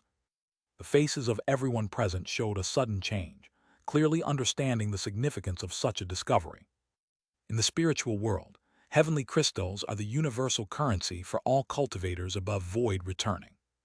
More importantly, within any large heavenly crystal vein, there is a likelihood of finding heavenly mystic crystals, which are extremely valuable tribulation-averting treasures. Yes, heavenly mystic crystals are tribulation-averting treasures, typically valued between 30,000 to 50,000 heavenly crystals. They are a precious resource that many ordinary void-returning cultivators dream of acquiring, but often cannot afford. Moreover, every large heavenly crystal mine can be considered a sustainable, renewable resource. As long as mining is conducted responsibly, without depleting the resource completely, new heavenly crystals will naturally regenerate within the mine over time. This means that as long as there are no issues with the large heavenly crystal mine, the Haoran sect could continuously obtain heavenly mystic crystals, despite the long regeneration cycle. For void-returning cultivators, who only face heavenly tribulations every tens of thousands of years, waiting for this cycle is not a problem. But Elder Yuan Feng continued, we were not the only ones who discovered that large heavenly crystal mine. Although our Haoran sect was the first to find it, unfortunately, cultivators from other sects arrived afterward. The exposure of this matter thus became inevitable. What, other sects have discovered the large heavenly crystal vein too? Jiang Chengxuan, Wen Tao, Hong Mei, and the other elders present all showed a change in expression. No one understood better than them the magnitude of disturbance a large heavenly crystal mine could cause. May I ask Elder Yuan Feng, which other sects have discovered this large heavenly crystal mine? Asked an elder named Chen Fan, who was at the celestial radiance stage. Hearing his question, everyone else's gaze also turned towards Elder Yuan Feng. It was cultivators from the Eternal Sword sect, Elder Yuan Feng replied slowly. The Eternal Sword sect's cultivators. Upon hearing this name, all present slightly furrowed their brows. Everyone was quite familiar with the Eternal Sword sect. It was also a super sect. Although its foundation and overall strength were not as formidable as the Haoran sect, they had a close relationship with the Five Elements Heavenly sect, similar to the relationship between the Haoran sect and Thunderclap Valley. If the Eternal Sword sect were the only ones to have discovered the large heavenly crystal mine, they might not have disclosed this information to others, not even to the Five Elements Heavenly sect. But now, with the Haoran sect also discovering the large heavenly crystal mine, and not being the first to do so, they had no right to claim it as their own. Under these circumstances, Everyone present was almost certain that the Eternal Sword sect would inform the Five Elements Heavenly sect about the discovery.